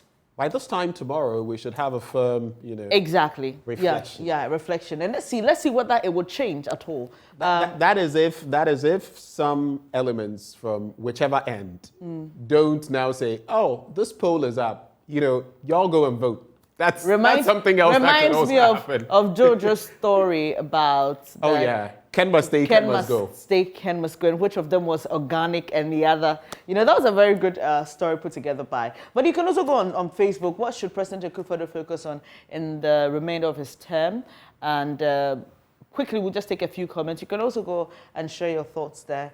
And Titus Day says, no plans, party fundamentals are weak. There's nothing they can offer Okay, he should focus on writing his handing over speech by himself. Oh, gracious God. Ghanaians are mean sometimes. Not all of us, though. Some of us can be mean. He said no plagiarism. Social media is vicious. Says no plagiarism. He should focus on writing his speech himself. And this one says, okay, he should do something that people don't believe he can do, something unbelievable and unthinkable by reducing his appointees drastically and sacking the finance minister, who is his cousin. He should do away with most of his social interventions that only consume and are not productive. He should order the toll booths to start operation now without further delay. He should remember that pensioners are human beings and also need COLA to survive. He should know and act with dispatch to pay depositors and investors, all customers who were affected by the financial sector cleanup who are not yet paid. So this is quite a list. But talking about the unbelievable, that one, about reducing the size of his government, it will be an interesting one. But that's all by way of a show today for you. It's been a real pleasure serving you this morning. Benjamin and I are always glad to bring you the AM show, which always focuses on you. But it's now time for us to leave, Benjamin. Oh yeah, it's been another exciting morning. We're grateful that you joined us. Stay with us, same time tomorrow. We'll be coming your way. And we'll deliver the verdict, your verdict, on that poll about how Mr. President and his team have fared in this second term. On that note. Yep. Take care and do stay with us, your most credible news source.